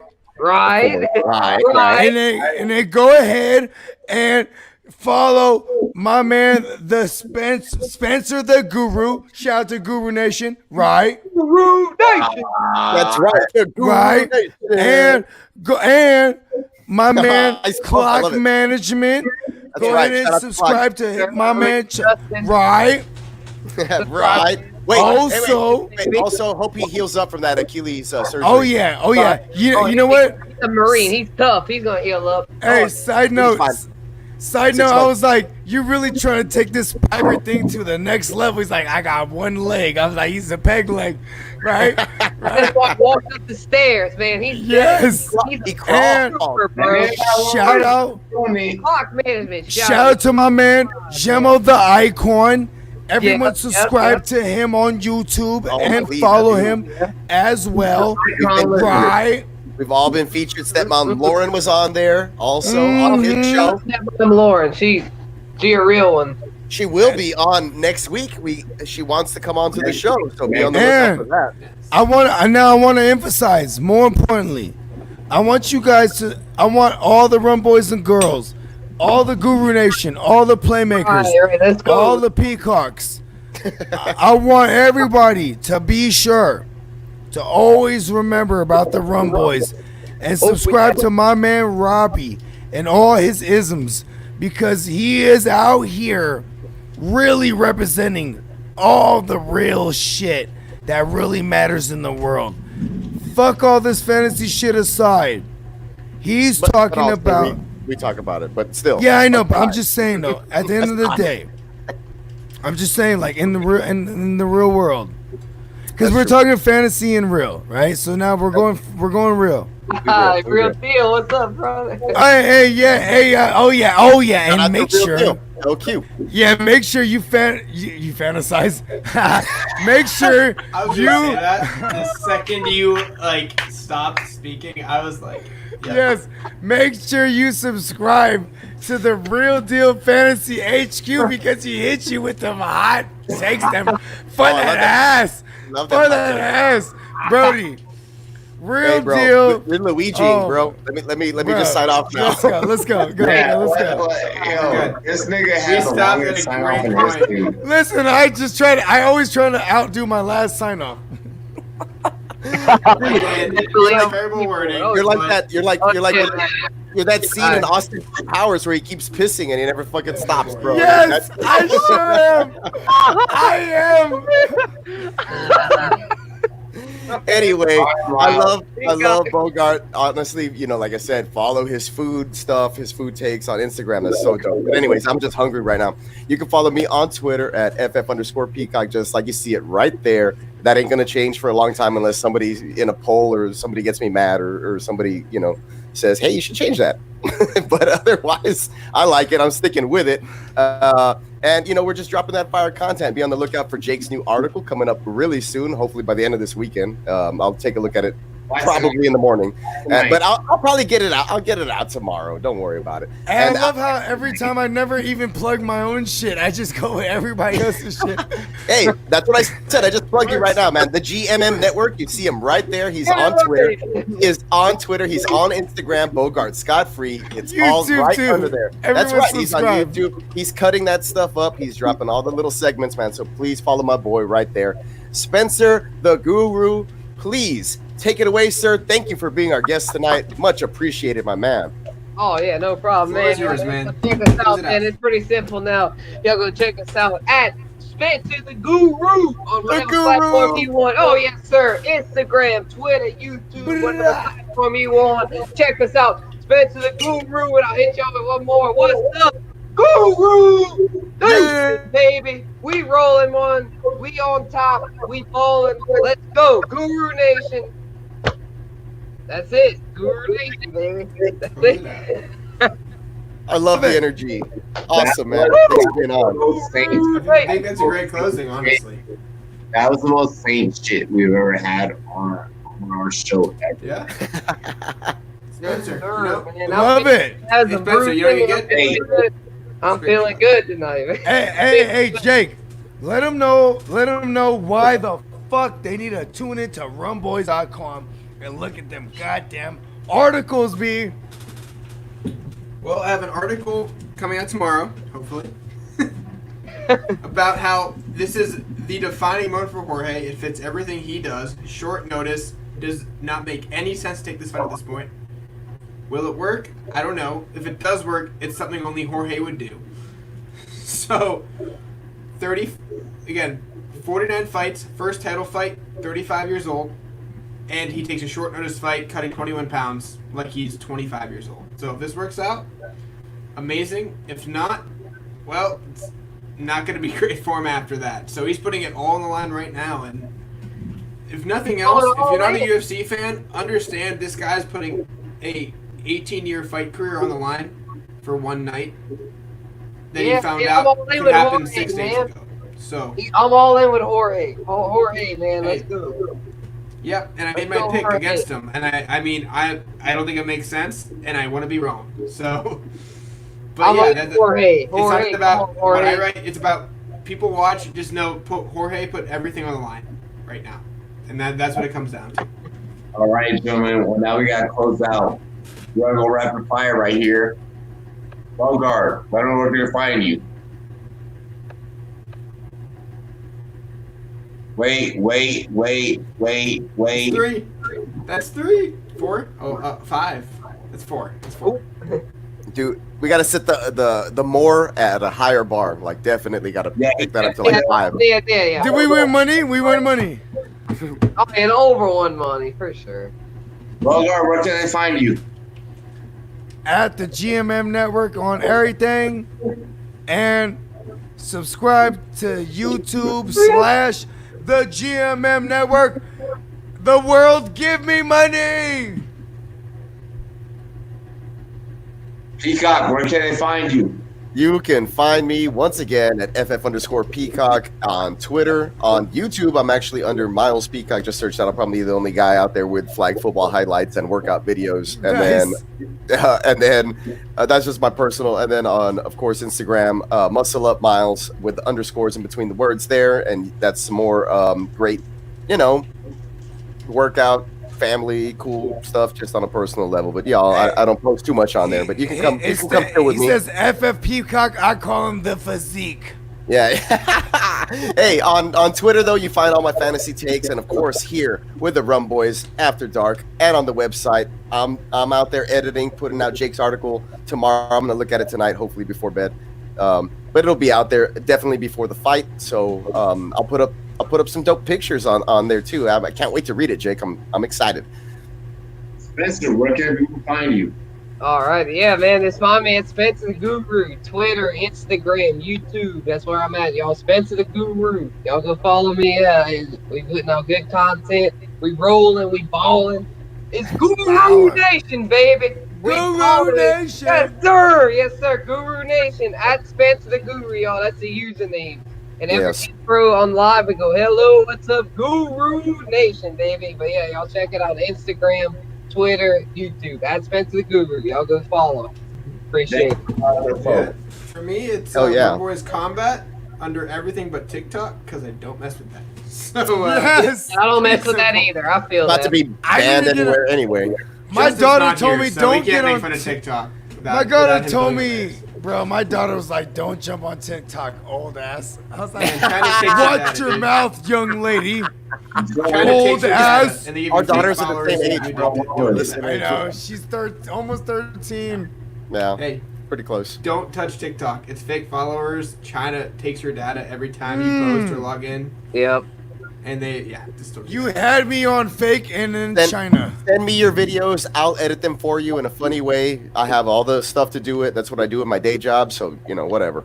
I can TikTok. I just like throwing money in videos. Give me a $5 dono and I'll give you a 30-second video or a minute TikTok video. is a fake. Hey. Yeah, it's fake social media. Robbie J. Yeah, it's bullshit. Robbie J. Let him know.